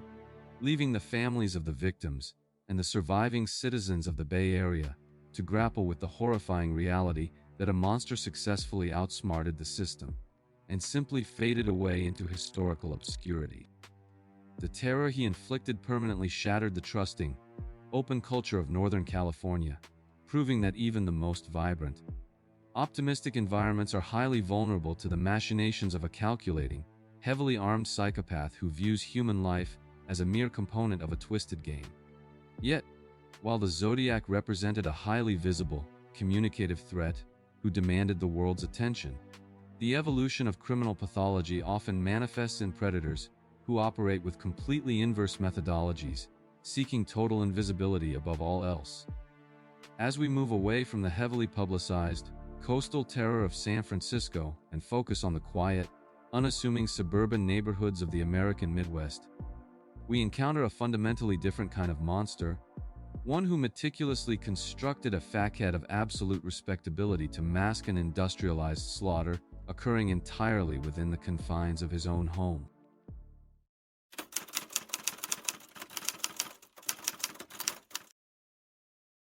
The suburban enclave of Norwood Park Township, situated just outside the city limits of Chicago, Illinois, embodied the quintessential working-class American dream during the late 1970s, a tightly knit community where civic engagement and neighborly trust were highly valued. At the very center of this respectable, blue-collar society stood John Wayne Gacy, an exceptionally active and well-regarded figure who seemingly possessed boundless energy for community service and local political organizing. Gacy had meticulously constructed an impregnable facade of middle American success, operating a highly lucrative construction and remodeling business named PDM Contractors, which regularly employed dozens of local teenage boys from the surrounding neighborhoods. His outward persona was that of a gregarious, deeply generous community pillar. He served as a Democratic precinct captain, actively participated in the local JCs, and routinely hosted massive, heavily attended summer block parties at his sprawling brick ranch house on West Somerdale Avenue. Furthermore, Gacy frequently volunteered his time to entertain children at local hospitals and charitable events, donning elaborate makeup and handmade costumes to perform as his alter egos, Pogo and Patches the Clown, entirely cementing his reputation as a harmless, benevolent local character. This overwhelming dedication to public service and community visibility provided him with an absolute, unquestioned level of social armor, effectively blinding his neighbors, business associates, and even local law enforcement to the dark, psychopathic realities festering behind his closed doors. The residents of Norwood Park implicitly trusted Gacy with their homes, their political campaigns, and, most tragically, the employment of their vulnerable teenage sons, believing wholeheartedly that his affable nature was a genuine reflection of his character. Beyond his local neighborhood influence, he actively cultivated relationships with local law enforcement, occasionally hosting police officers at his home and leveraging these connections to project an aura of absolute legal immunity. However, this meticulously crafted public persona was nothing more than a functional, highly sophisticated camouflage designed explicitly to facilitate and conceal a relentless, industrialized campaign of sexual sadism and serial murder. The very traits that made him a celebrated member of the community, his charisma, his financial resources, and his access to young laborers, were actively being weaponized to quietly funnel an unprecedented number of victims into a literal slaughterhouse disguised as a suburban home. The collective assumption that a monster must inherently look and act like a societal outcast was actively protecting an apex predator, completely obscuring the terrifying reality that absolute evil can comfortably reside behind the smiling, painted face of a neighborhood clown. The impenetrable wall of Gacy's carefully cultivated respectability finally sustained a catastrophic, irreparable fracture on the freezing evening of December 11, 1978, directly triggering the rapid unraveling of his horrific double life. 15-year-old Robert Piest, as an industrious and well-liked high school student, was finishing his shift at a local pharmacy in the neighboring suburb of Des Plaines when he informed his waiting mother that he needed to step outside for a few minutes. Piest explicitly stated that he was going to briefly speak with a building contractor who had been engaged in remodeling work at the pharmacy, hoping to secure a highly coveted, lucrative summer job with the man's construction company. When the teenager failed to return to the pharmacy after an extended period, his deeply concerned mother immediately contacted the Des Plaines Police Department, formally initiating a missing persons investigation that possessed one absolutely critical, undeniable focal point. Investigators quickly determined that the contractor Piest had gone to meet was John Wayne Gacy, providing law enforcement with a direct, verified, and immediate link between the missing youth and the prominent local businessman. Unlike the dozens of previous victims who had been transient, estranged from their families, or summarily dismissed by authorities as chronic runaways, Robert Piest was a deeply rooted,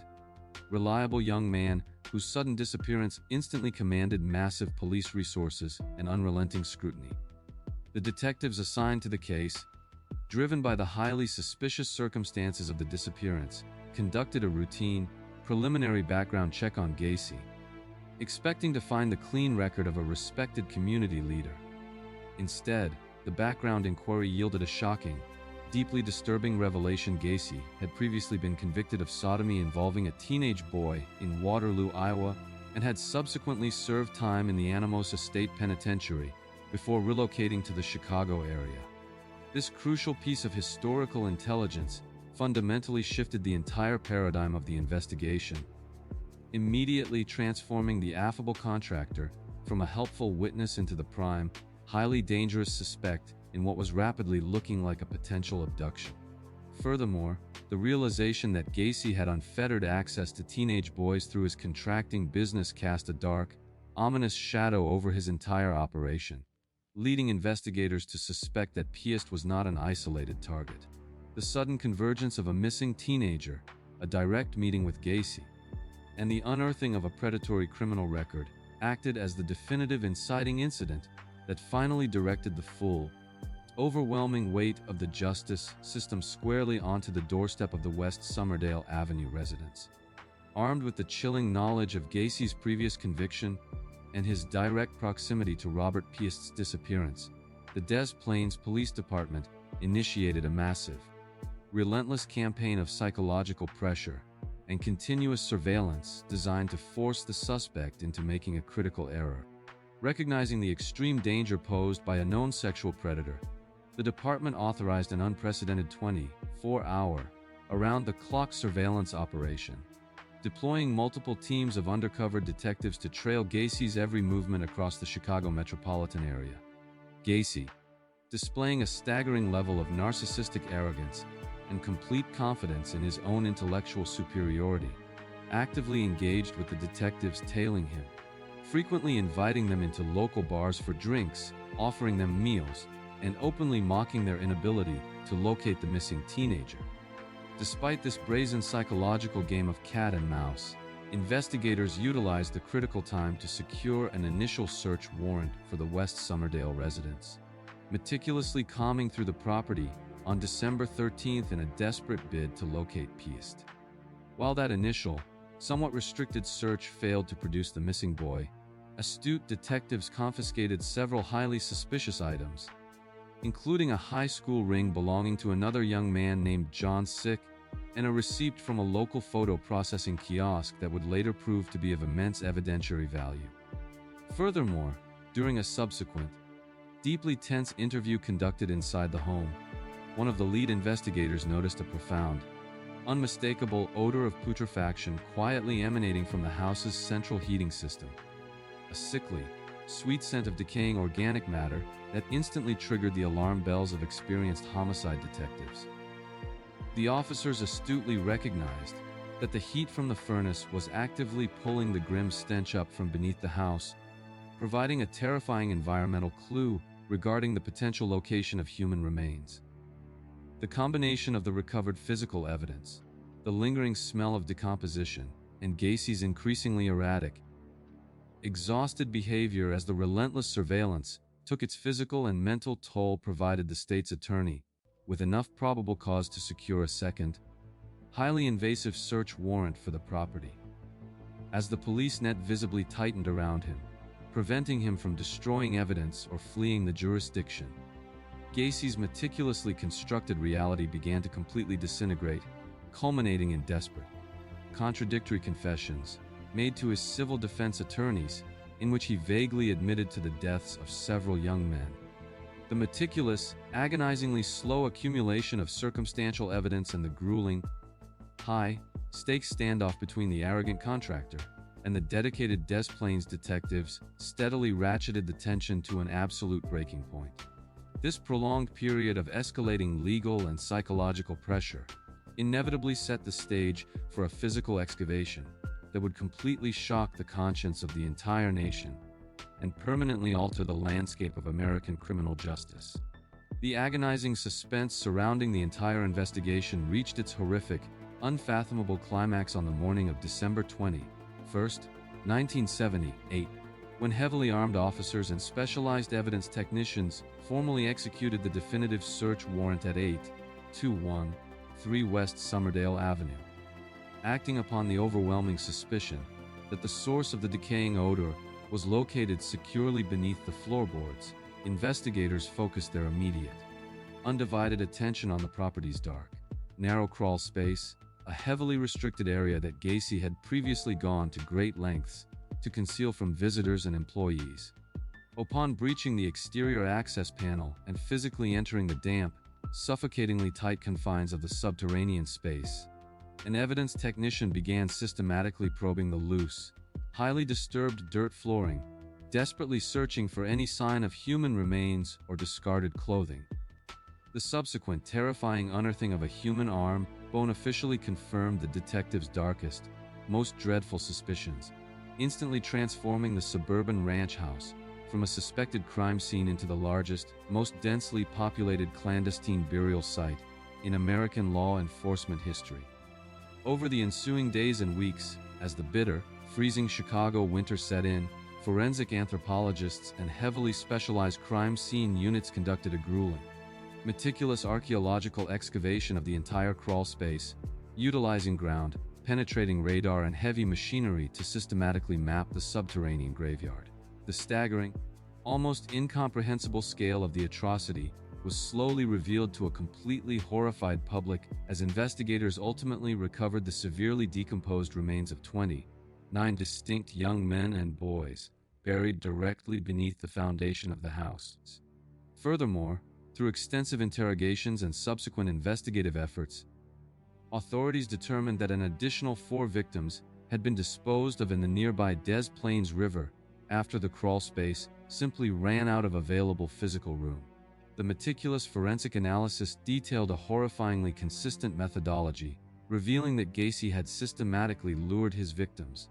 restrained them using a deceptive handcuff trick disguised as a magic trick, brutally tortured them, and subsequently murdered them via asphyxiation using a rope tourniquet. This highly organized, deeply sadistic process was repeatedly executed in absolute silence, allowing the killer to entirely dismantle the lives of dozens of young men, while his family and neighbors slept soundly in the immediate vicinity. The sheer volume of the dead, tightly packed into the small, toxic confines of the crawl space, represented the absolute zenith of predatory success, conclusively proving that Gacy had operated an industrialized, highly efficient killing machine completely undetected for the better part of a decade. The discovery of this suburban charnel house thoroughly shattered the collective psyche of the nation, providing a visceral, deeply traumatizing climax to the investigation that permanently cemented John Wayne Gacy's status as one of the most prolific and purely evil serial killers in recorded history. The ensuing legal reckoning for John Wayne Gacy culminated in a massive, highly publicized criminal trial in 1980, where his defense team attempted to mount a complex insanity defense, heavily arguing that the serial murders were the direct result of a fragmented, multiple personality disorder. However, prosecutors systematically and aggressively dismantled this clinical assertion, utilizing the overwhelming volume of forensic evidence, the highly calculated nature of the burials, and the sheer logistical organization required to conceal 29 bodies to definitively prove that Gacy was entirely sane and fully aware of the criminality of his actions. After hearing weeks of harrowing, deeply disturbing testimony that explicitly detailed the killer's methodical deception and brutal efficiency, the jury deliberated for less than 2 hours before unequivocally convicting Gacy of 33 separate counts of premeditated murder. The presiding judge subsequently handed down multiple, concurrent death sentences, officially concluding the legal proceedings and ensuring his permanent removal from the society he had so thoroughly terrorized. Gacy spent the next 14 years residing on death row at the Menard Correctional Center, utilizing his incarceration to paint deeply unsettling portraits of clowns and historical figures, while maintaining a chilling, completely unrepentant arrogance until his final breath. On May 10, 1994, the architect of the Somerdale Avenue massacre was officially executed via lethal injection at the Statieville Correctional Center, bringing a highly clinical, quiet conclusion to a life defined by unspeakable violence and continuous deceit. The profound, lingering trauma inflicted by his crimes fundamentally altered the cultural perception of community trust across the United States, permanently erasing the innocent belief that prominent, well-respected local figures are inherently immune from harboring dark, psychopathic tendencies. Law enforcement agencies nationwide heavily restructured their missing persons protocols directly as a result of the Robert Piest investigation, finally acknowledging the critical reality that teenage boys could indeed be the primary targets of highly organized serial predators, rather than just dismissing them as standard runaways. The terrifying legacy of the killer clown proved definitively that absolute monstrosity does not always lurk in the desolate shadows of an urban alleyway, but can easily thrive within the brightly lit, deeply trusted confines of suburban America, masking its horrifying intentions behind a veneer of civic duty and charitable work. Yet, while Gacy utilized his established financial and political standing to lure vulnerable teenagers into his private slaughterhouse, another predator operating simultaneously on the other side of the country utilized an entirely different, highly mobile strategy. As we pivot our focus away from the grim crawl spaces of the Midwest to the vibrant, trusting university campuses of the Pacific Northwest, we encounter a fundamentally different manifestation of evil, one that relied entirely on physical charm, perceived vulnerability, and a terrifying ability to blend seamlessly into the academic elite.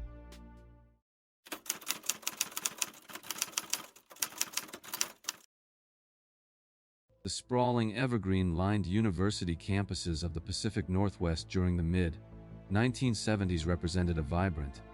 intellectually stimulating bastion of youthful independence, characterized by a deeply ingrained culture of absolute trust and social openness. Across institutions like the University of Washington in Seattle, thousands of young, ambitious women navigated their academic and social lives with a profound sense of security, entirely unburdened by the hyper-vigilance that would define later decades. During this progressive era, the practice of hitchhiking along the interstate highways or walking alone through dimly lit campus pathways at night was universally regarded as a standard, completely safe method of transportation, entirely divorced from the concept of mortal danger. The residential dormitories and off-campus sorority houses were inherently designed to foster a communal, welcoming atmosphere, often lacking sophisticated security measures, deadbolts, or strict visitor protocols, reflecting a widespread belief that academic sanctuaries were immune to the violent crime plaguing larger urban centers.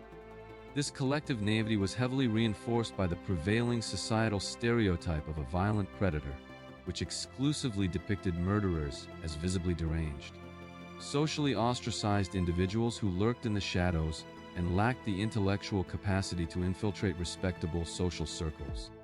No one residing within these idyllic collegiate environments could have possibly fathomed that a highly organized, deeply psychopathic serial killer was actively hunting among them, completely bypassing their rudimentary psychological defenses by presenting himself as an articulate, aspiring law student with a promising political future.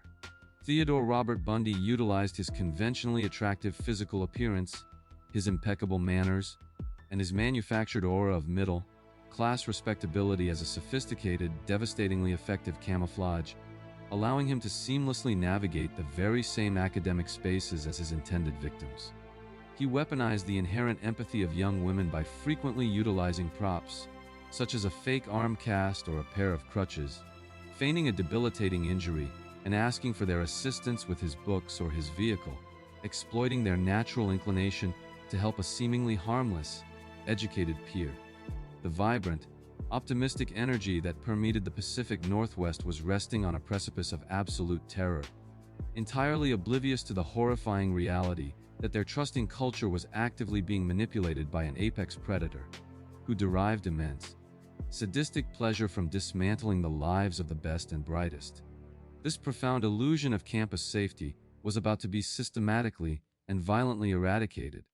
replaced by an enduring, suffocating era of acute paranoia that would forever alter how young women navigated their independence and interacted with strangers. The terrifying pivot from isolated, localized tragedies to a recognized, regional state of emergency occurred throughout the spring and summer of 1974, when a staggering number of young, physically similar college women vanished completely without a trace from various Pacific Northwest communities.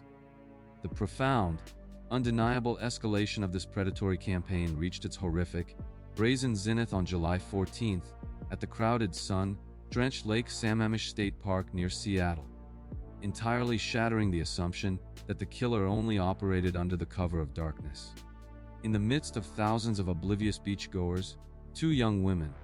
Janice Ott and Denise Naslund, disappeared in broad daylight within mere hours of each other, an act of sheer audacity that finally provided a tangible thread for the desperate police. For the very first time, this public abduction provided investigators with critical, actionable pieces of intelligence, as several witnesses recalled being approached by a handsome, charismatic young man wearing his arm in a sling, who introduced himself simply as Ted. These witnesses explicitly detailed how this polite, seemingly injured man had explicitly asked for their assistance in loading a sailboat onto a metallic brown Volkswagen Beetle, unwittingly providing the authorities with the exact methodology of the killer's trap. Based on these highly consistent witness accounts, law enforcement generated a detailed composite sketch of the suspect, disseminating the image and the specific vehicle description across the region, which immediately triggered an unprecedented influx of tips from the terrified public. The sudden realization that the phantom abductor was a handsome, articulate man driving a common economy car completely upended the investigation, forcing detectives to sift through thousands of names, including multiple reports specifically naming Theodore Bundy, which were tragically buried in the immense administrative backlog. The psychological impact of the Lake Samish disappearances effectively paralyzed the entire region, completely emptying the previously crowded parks, hitchhiking routes, and campus pathways as young women finally recognized the severe, mortal danger lurking in plain sight. Women who had previously relied on the kindness of strangers for transportation or academic assistance suddenly viewed every polite interaction with profound, paralyzing suspicion, fundamentally altering the social dynamics of the Pacific Northwest. This pivotal moment of exposure acted as the definitive inciting incident that unmasked the predator's methods, initiating a massive, albeit initially flawed, regional manhunt that would eventually push the killer to abandon his established hunting grounds and transport his horror across state lines. Realizing that the intense police scrutiny and the widespread publication of his physical description had permanently compromised his hunting grounds in Washington state, Bundy deliberately relocated his deadly operations eastward, enrolling in the University of Utah Law School to re-establish his academic camouflage.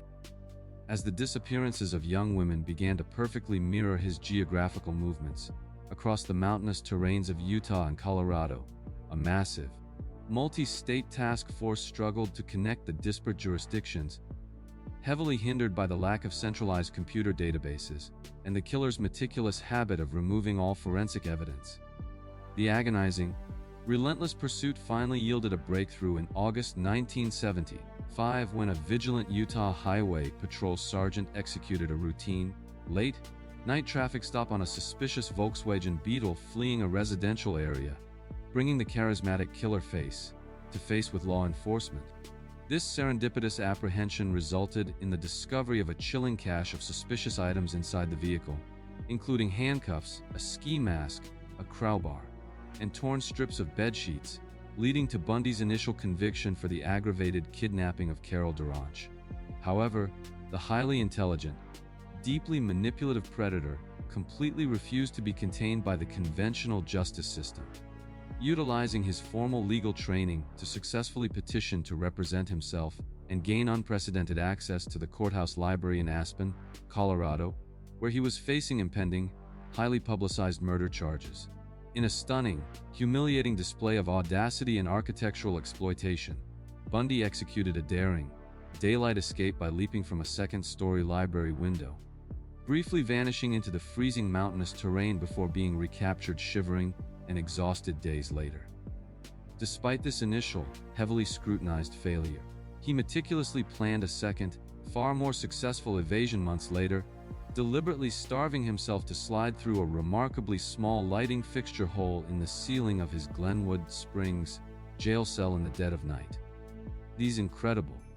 cinematic escapes from secure county facilities definitively transformed Theodore Bundy from a regional serial killer into the most hunted, highly publicized fugitive in the entire United States, elevating his profile to an unprecedented level of infamy. The sheer audacity of his evasions proved to law enforcement that they were dealing with an adversary possessing a terrifying combination of legal knowledge, psychological manipulation, and the absolute desperation of a trapped apex predator. The nationwide manhunt immediately intensified into an absolute frenzy, driven by the harrowing, terrifying certainty that a highly organized, deeply experienced serial killer was now operating entirely off the grid, actively searching for a new environment to resume his industrialized slaughter. Following his completely undetected escape from the snowy confines of Colorado in late 1977, the desperate, heavily hunted fugitive navigated his way entirely across the country to Tallahassee, Florida, where his meticulously controlled methodology rapidly disintegrated into a chaotic, concentrated frenzy of unimaginable violence. Seeking refuge in the bustling, transient environment of Florida State University, an exhausted and financially destitute Bundy secured a small room near the campus, completely succumbing to the overwhelming, predatory urges that had been temporarily suppressed by his strict incarceration. The absolute, horrific climax of his cross-country reign of terror manifested during the early morning hours of January 15, 1978, when he covertly breached the rear door of the Chi Omega sorority house, a structure containing dozens of sleeping young women, bypassing all rudimentary security measures with terrifying ease. Moving silently through the darkened, quiet hallways, the killer unleashed a staggering, unparalleled level of savage brutality, utilizing a heavy piece of oak firewood to systematically bludgeon and violently assault 4 different women as they slept in their respective beds. The sheer ferocity and speed of the Chi Omega attacks, characterized by profound, explosive rage and a complete abandonment of his previous strategy of careful abduction and remote concealment, indicated that the highly organized predator had completely devolved into a disorganized, chaotic force of localized destruction, leaving a scene of absolute, blood-soaked devastation that deeply traumatized the surviving sorority sisters and the responding Tallahassee law enforcement officers. Bundy fled the immediate area, only to strike again just blocks away, viciously attacking another student in her basement apartment. Recognizing that his horrific actions would immediately trigger a massive, inescapable dragnet across the entire state of Florida, Bundy stole a vehicle and attempted to flee westward toward the Panhandle, desperately hoping to vanish into the vastness of the American South. However, his inevitable downfall occurred exactly 1 month after the sorority house massacre in the coastal city of Pensacola, when a highly observant local police officer named David Lee noticed a suspicious vehicle driving erratically and initiated what he believed was a standard traffic stop. When Officer Lee ran the vehicle's license plate and discovered it was heavily flagged as stolen, Bundy immediately attempted to flee on foot, resulting in a violent, desperate physical altercation on the side of the dark road, where the exhausted serial killer actively attempted to unholster the officer's service weapon. Ultimately, the intense physical struggle concluded with Officer Lee successfully overpowering and heavily restraining the fugitive, bringing a final, chaotic end to the deadliest, most sprawling serial murder spree in American history, and ensuring that the charismatic law student would never again stalk the university campuses of the nation. The ensuing judicial proceedings against Theodore Bundy in the state of Florida evolved into a massive, unprecedented media spectacle, serving as the very first fully televised criminal trial in American history, broadcasting the terrifying reality of his crimes directly into the living rooms of millions. Utilizing his legal background to formally represent himself, Bundy actively manipulated the courtroom dynamics, aggressively examining the very police officers who arrested him, and displaying a deeply unsettling, narcissistic arrogance that completely contrasted with the horrific forensic evidence presented by the prosecution. The most damning, irrefutable piece of physical evidence was a highly distinct bite mark left on the body of Lisa Levy during the Chi Omega attacks, which expert forensic odontologists definitively matched to the unique, jagged structure of Bundy's lower teeth, completely destroying his facade of innocence. After deliberating for a remarkably short period, the jury conclusively found him guilty of the brutal sorority house murders and the subsequent abduction and murder of 12-year-old Kimberly Leach, culminating in the presiding judge sentencing him to the ultimate penalty of death in the electric chair. During his prolonged, highly publicized tenure on Florida's death row, Bundy desperately attempted to stall his execution by formally confessing to the murders of at least 30 young women across 7 different states, utilizing the excruciating details of his crimes as macabre bargaining chips in a failed bid for clemency. On the morning of January 24, 1989, amidst massive, celebratory crowds gathered outside the Florida State Prison, holding signs and cheering his impending demise, Theodore Robert Bundy was finally executed, bringing a highly polarized, legally exhaustive conclusion to a saga of profound human suffering. The terrifying, enduring legacy of his criminal career fundamentally permanently shattered the deeply held societal stereotype of the isolated, socially awkward murderer,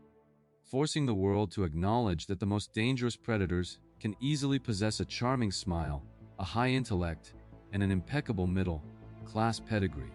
He proved definitively that absolute malice is not inherently bound to poverty or visible mental illness, but can thrive perfectly within the aspirational environments of higher education,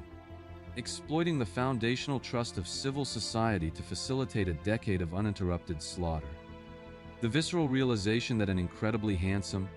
articulate individual could seamlessly orchestrate the savage deaths of dozens of women fundamentally changed how the public interacted with strangers, ensuring that charm and physical attractiveness would never again be universally equated with safety or innocence. Yet, while Bundy represented the terrifying zenith of solitary, psychological predation driven by deep-seated personal compulsions, the landscape of extreme criminal violence often manifests in entirely different, highly organized corporate structures driven solely by immense financial greed. As we pivot our focus away from the horrific, individualized pathology of the Pacific Northwest and turn toward the grim, decaying urban infrastructure of late 20th century New York, we encounter a terrifyingly efficient, highly centralized syndicate that systematically decimated entire communities, proving that the most lethal monsters can also operate as a heavily armed, multi-million-dollar business.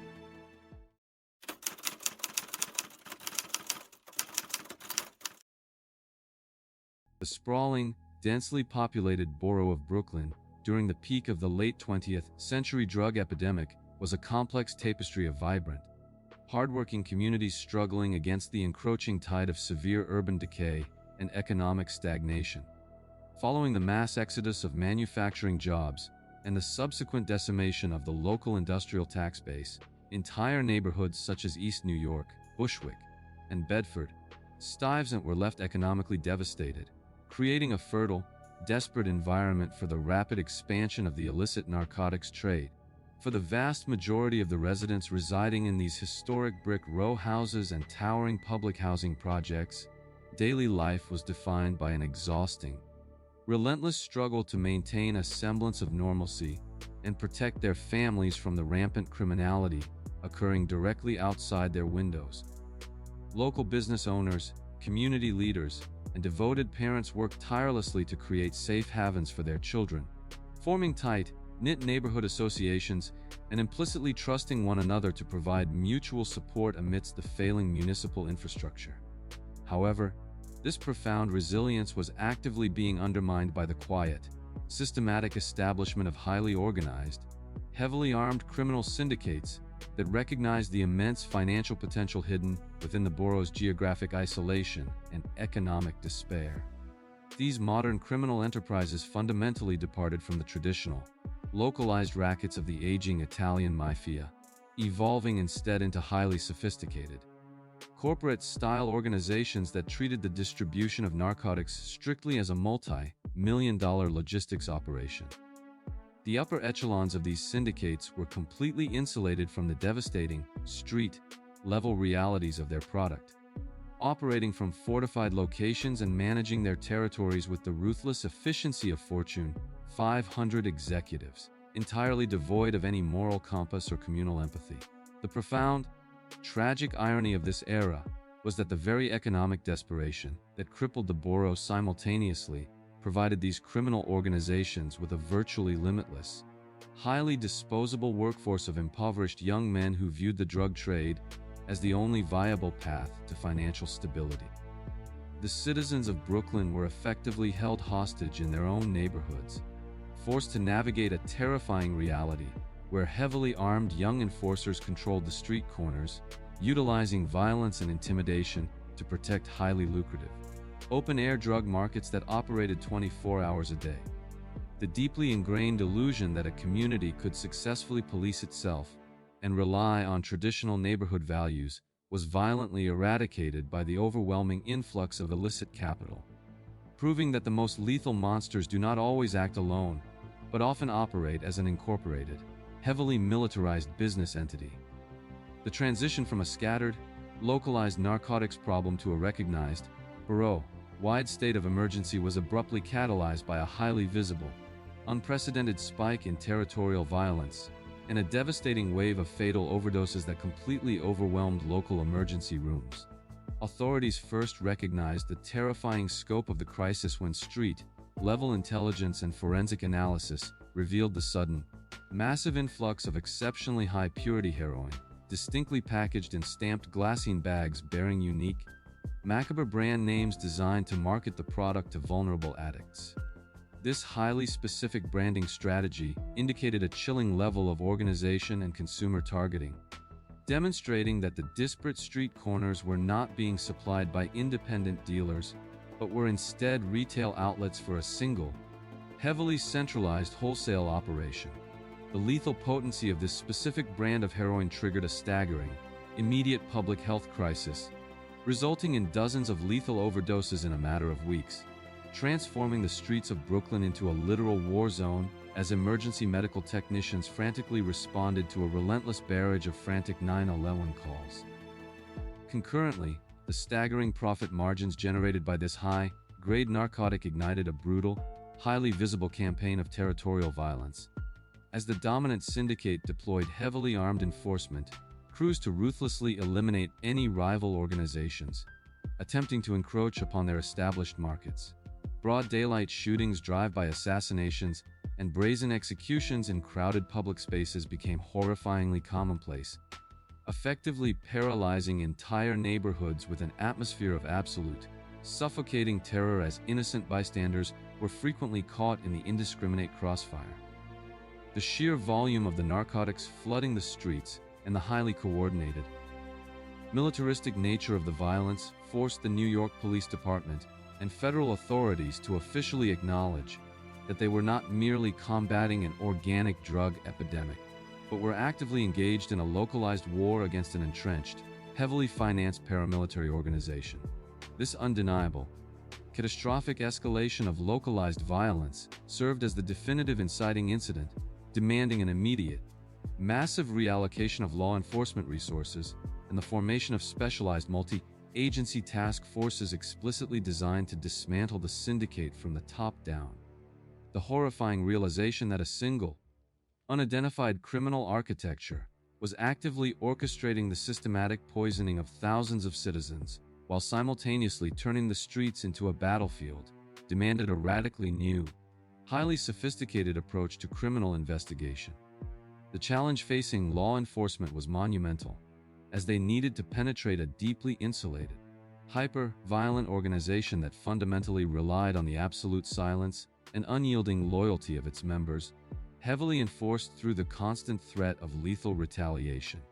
In response to the escalating carnage, federal and local authorities formed a highly integrated, specialized joint task force, initiating one of the most painstakingly complex, resource-intensive investigative operations in the history of the New York metropolitan area.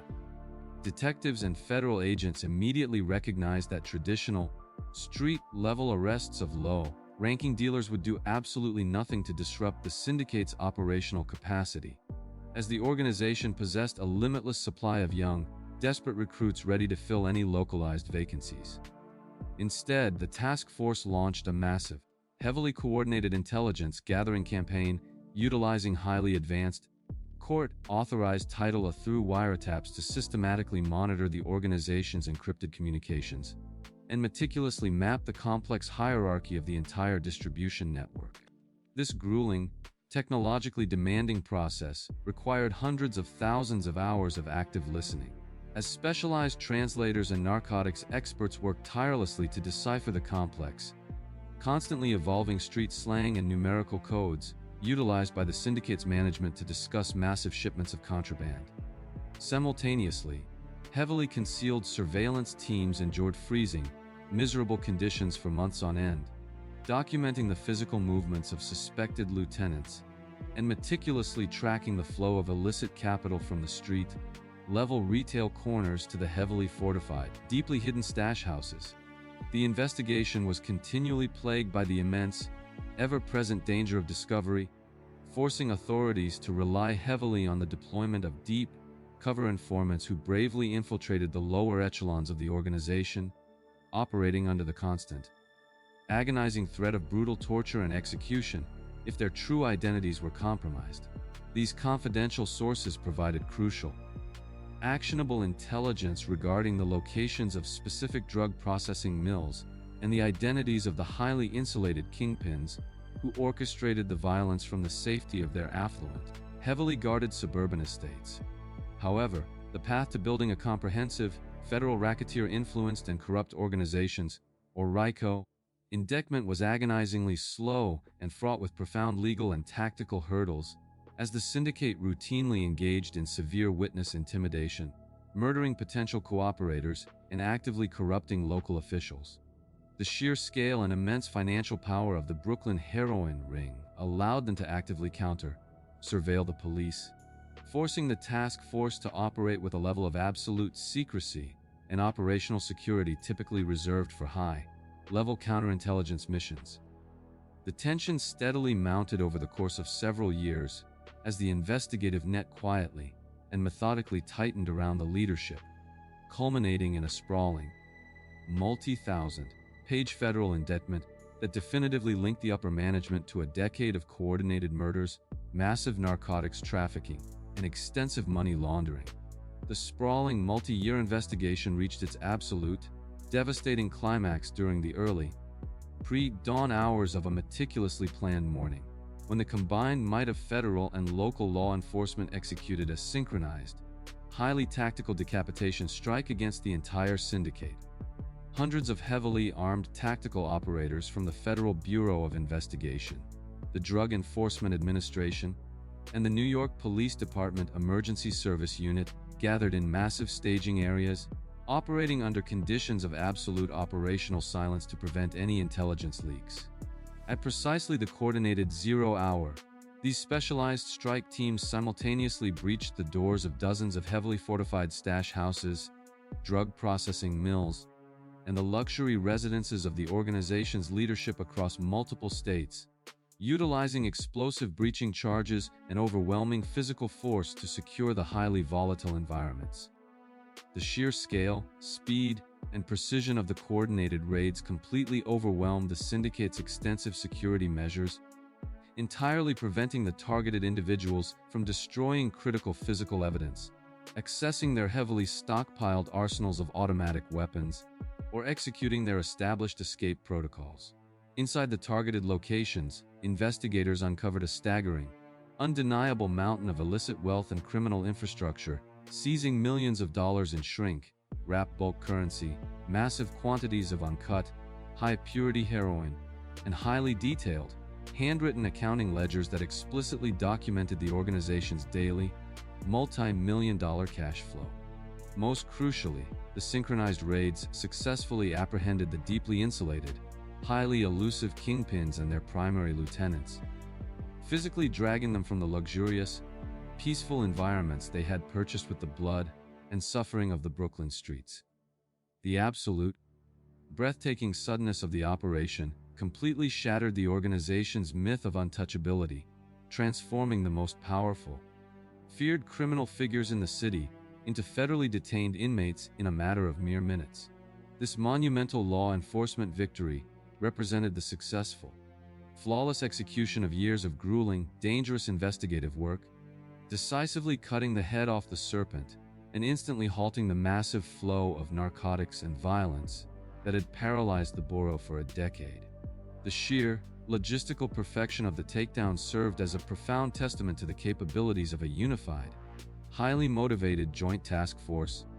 proving definitively that even the most deeply entrenched, heavily financed criminal empires are inherently vulnerable to the relentless, methodical application of state power. The subsequent judicial aftermath was an absolute, uncompromising demonstration of federal prosecutorial power, as the government systematically utilized the overwhelming volume of seized ledgers, intercepted communications, and cooperating witness testimonies to utterly dismantle the captured leadership in federal court. Confronted with the crushing, inescapable weight of the evidence and the severe, mandatory minimum sentences dictated by the federal RICO statutes, the majority of the organization's upper management recognized the futility of a trial and subsequently pleaded guilty to massive, complex conspiracies involving narcotics trafficking and murder. the presiding federal judges handed down a series of devastating, decades-long and life sentences without the possibility of parole, ensuring that the architects of the Brooklyn heroin epidemic would spend the remainder of their natural lives entirely isolated within the maximum security confines of the federal penitentiary system. The physical confiscation of their immense assets, including luxury vehicles, real estate, and millions in illicit cash, completely bankrupted the organization, preventing any remaining subordinates from utilizing the syndicate's wealth to rebuild the shattered network or bribe their way out of prosecution. While the definitive eradication of this specific, highly centralized ring profoundly disrupted the local narcotics trade and led to a temporary, highly visible drop in territorial violence and overdose rates, the grim reality of street-level economics dictated that the immense vacuum left behind would not remain empty for long. The successful prosecution fundamentally altered the operational strategies of future criminal enterprises, forcing them to adopt even more stringent, highly decentralized cellular models to avoid the devastating, sweeping federal indictments that had successfully toppled the Brooklyn syndicate. The long-term, generational scars inflicted upon the communities of East New York and Bushwick remain deeply visible, serving as a permanent, tragic reminder of the immense human cost associated with the unchecked, industrialized pursuit of illicit wealth.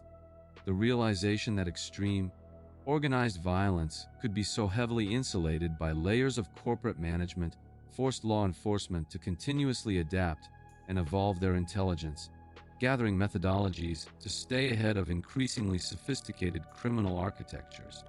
Yet, as the massive, monolithic syndicates of the late 20th century were systematically dismantled, the inherently adaptive nature of organized crime inevitably gave rise to a new breed of highly calculating, ruthlessly efficient operators who learned from the mistakes of their predecessors. As we shift our focus from the broad, organizational structure of a massive metropolitan drug ring to the highly specific, deeply concentrated power of a single, terrifyingly intelligent criminal architect, as we encounter the chilling, methodical rise of Carlos Sanchez.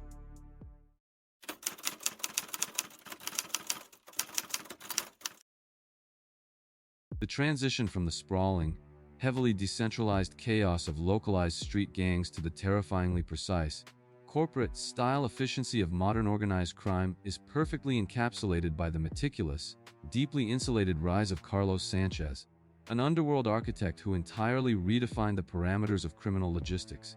For years, Sanchez operated as a completely unrecognized, invisible entity within the affluent, heavily manicured suburban enclaves that housed the nation's wealthy elite, successfully blending into a world of legitimate luxury while secretly managing a multi-million-dollar international narcotics distribution network. He explicitly understood that the traditional, highly visible flashness of historical drug kingpins inevitably attracted the devastating attention of federal authorities, and therefore, he deliberately constructed an impregnable facade of mundane, upper-middle-class respectability, utilizing seemingly legitimate businesses, restaurants, and real estate investments to aggressively launder his illicit capital. To his immediate neighbors and casual business associates, he projected the quiet, unassuming image of a successful, hard-working entrepreneur, an individual who hosted polite neighborhood gatherings and contributed to local charities, entirely obscuring the horrifying reality that his immense wealth was directly generated by the systematic chemical poisoning of thousands of vulnerable citizens. This carefully cultivated camouflage allowed him to command a vast, heavily armed syndicate from the absolute safety of his gated estate, issuing highly coded directives that resulted in profound, street-level devastation without ever having to physically touch the product or directly witness the violence he orchestrated. His organization fundamentally relied on a complex, deeply compartmentalized cellular structure, ensuring that the low-level enforcers and street dealers, who absorbed all the inherent physical risks of the trade, had absolutely no direct knowledge of his true identity or his physical location. The residents of the affluent communities where he resided implicitly trusted their environment, entirely unaware that the beautifully landscaped property at the end of the cul-de-sac served as the strategic command center for a ruthless, highly militarized criminal empire capable of extraordinary brutality. Sanchez represented the absolute, terrifying zenith of the modern criminal mastermind. An individual who seamlessly weaponized the foundational trust of legitimate civil society to facilitate an industrialized, transnational machine of addiction and death. The profound illusion that extreme, organized violence was strictly confined to the decaying urban centers was actively being exploited by a monster who recognized that true, enduring power in the underworld requires absolute, unwavering invisibility.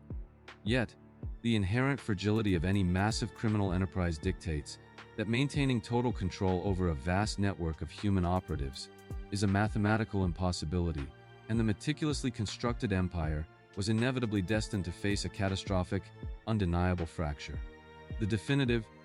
highly consequential severing of this carefully maintained invisibility occurred not through a massive, cinematic confrontation, but rather as the direct result of a critical logistical error and a seemingly minor, localized escalation of violence that inadvertently exposed the organization's hidden supply chains. Federal agents from the Drug Enforcement Administration, routinely monitoring the massive influx of wholesale narcotics across multiple jurisdictions, began to notice a highly sophisticated, recurring pattern of distribution that successfully bypassed traditional interception methods, pointing toward an incredibly organized, highly disciplined central authority. The initial, devastating crack in Sanchez's armor materialized when a mid-level lieutenant, operating under immense pressure to meet aggressive distribution quotas, foolishly bypassed the syndicate's strict operational security protocols and utilized a compromised communication channel to coordinate a massive, multi-kilogram cocaine transaction. This single, critical lapse in judgment allowed a highly embedded confidential informant to successfully infiltrate the immediate periphery of the organization, providing federal investigators with their very first, actionable piece of intelligence regarding the true scope and immense financial power of the network. When local law enforcement subsequently executed a routine, targeted traffic stop on a heavily loaded courier vehicle linked directly to this transaction, the resulting seizure of massive quantities of high-purity narcotics and highly detailed, encrypted accounting ledgers sent an immediate, paralyzing shockwave through the upper echelons of the syndicate. Desperate to plug the intelligence leak and assert immediate dominance, Sanchez's organization broke from its established protocol of quiet, contained discipline and authorized a series of brutal, highly visible retaliatory executions intended to permanently silence any potential cooperating witnesses. However, this sudden, uncharacteristic eruption of brazen, public violence had the exact opposite of its intended effect. Rather than terrifying the authorities into submission, it served as the definitive inciting incident that completely galvanized the federal government. The blatant disregard for human life and the sheer scale of the recovered narcotics forced the immediate creation of a massive, heavily funded joint task force, officially transitioning the investigation from a routine drug inquiry into a highly prioritized, relentless hunt for the unseen architect orchestrating the carnage. The terrifying realization that a single, highly insulated individual possessed the capability to flood the region with deadly narcotics while simultaneously commanding a private army of executioners demanded a radically sophisticated, technologically advanced law enforcement response designed explicitly to tear down his corporate facade. In response to the undeniable threat posed by the syndicate, the Joint Task Force initiated one of the most grueling, technologically complex, and resource-intensive intelligence gathering operations in modern law enforcement history, recognizing that traditional street-level tactics would be entirely useless against such an insulated target. Investigators embarked on a massive, agonizingly slow campaign of electronic surveillance, successfully securing complex Title III wiretap authorizations that allowed specialized, highly trained federal agents to continuously monitor the deeply encrypted, heavily coded communications flowing directly between the organization's regional managers. This relentless, invisible pursuit required hundreds of thousands of hours of active listening as dedicated analysts worked tirelessly in secure, windowless facilities to meticulously decipher the complex numerical codes and constantly evolving street slang utilized by the syndicate to camouflage their multi-million-dollar logistical movements. Concurrently, the task force deployed heavily concealed physical surveillance units to document the daily movements of Sanchez's highest-ranking lieutenants, patiently mapping the intricate, highly deceptive routes used to transfer massive sums of illicit,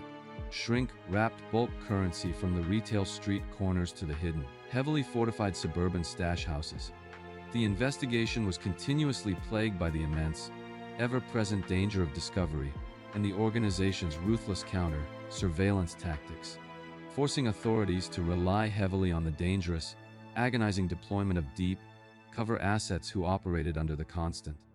immediate threat of brutal torture and summary execution. These profoundly brave confidential informants slowly navigated the treacherous hierarchy of the syndicate, systematically gathering crucial, verifiable intelligence regarding the locations of the primary drug processing mills and the highly sophisticated money laundering networks utilized to legitimize the illicit capital. The battle to build a comprehensive, airtight racketeer-influenced and corrupt organizations, or RICO, indictment was a grueling marathon of strategic maneuvering, as federal prosecutors had to meticulously prove that the seemingly legitimate business owner residing in the affluent suburbs was directly, undeniably responsible for the violence and distribution occurring on the streets. For years, the tension steadily mounted as the investigative net quietly and methodically tightened around the leadership,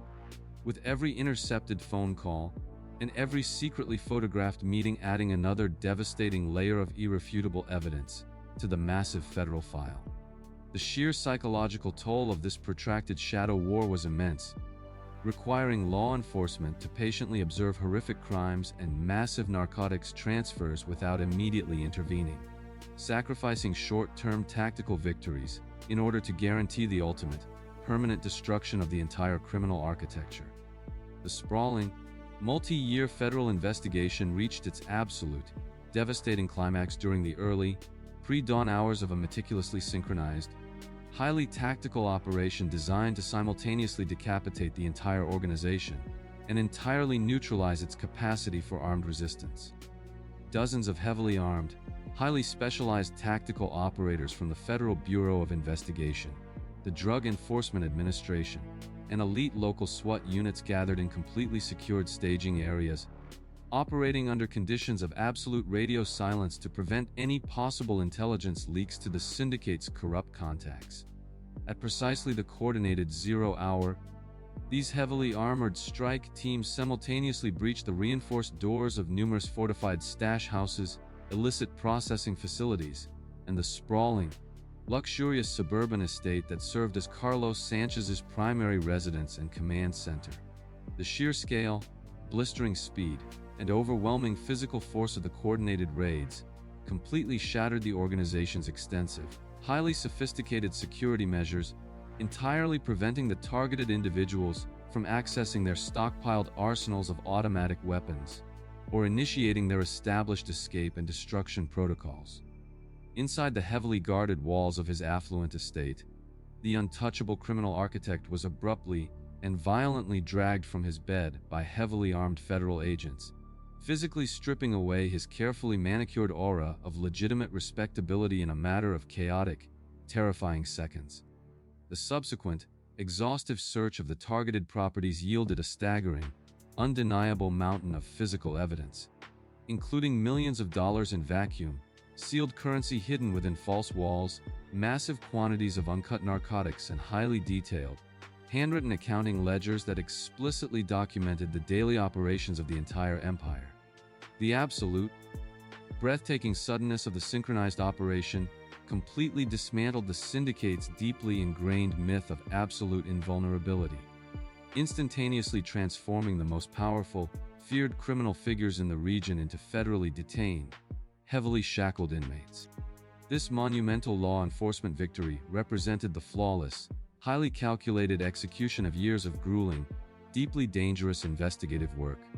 decisively cutting the head off the serpent and instantly halting the massive flow of illicit capital and violence that the organization had generated. The dramatic, highly publicized apprehension of Carlos Sanchez served as a profound, undeniable testament to the capabilities of a unified, highly motivated joint task force, proving definitively that even the most deeply entrenched, heavily financed criminal empires cannot indefinitely outrun the relentless, methodical application of justice. The subsequent judicial aftermath was an absolute,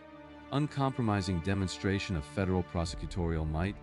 as the government systematically utilized the overwhelming volume of seized financial ledgers, legally intercepted communications, and cooperating witness testimonies to utterly destroy the captured leadership in federal court. Confronted with the crushing, inescapable weight of the accumulated forensic evidence and the severe, unavoidable mandatory minimum sentences dictated by the federal RICO statutes,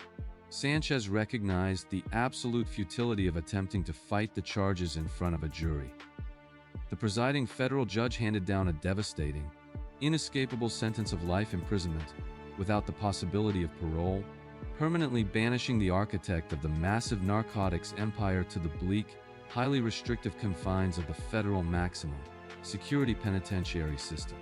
The physical confiscation and total liquidation of his immense assets, including his luxury vehicles, expansive real estate portfolio,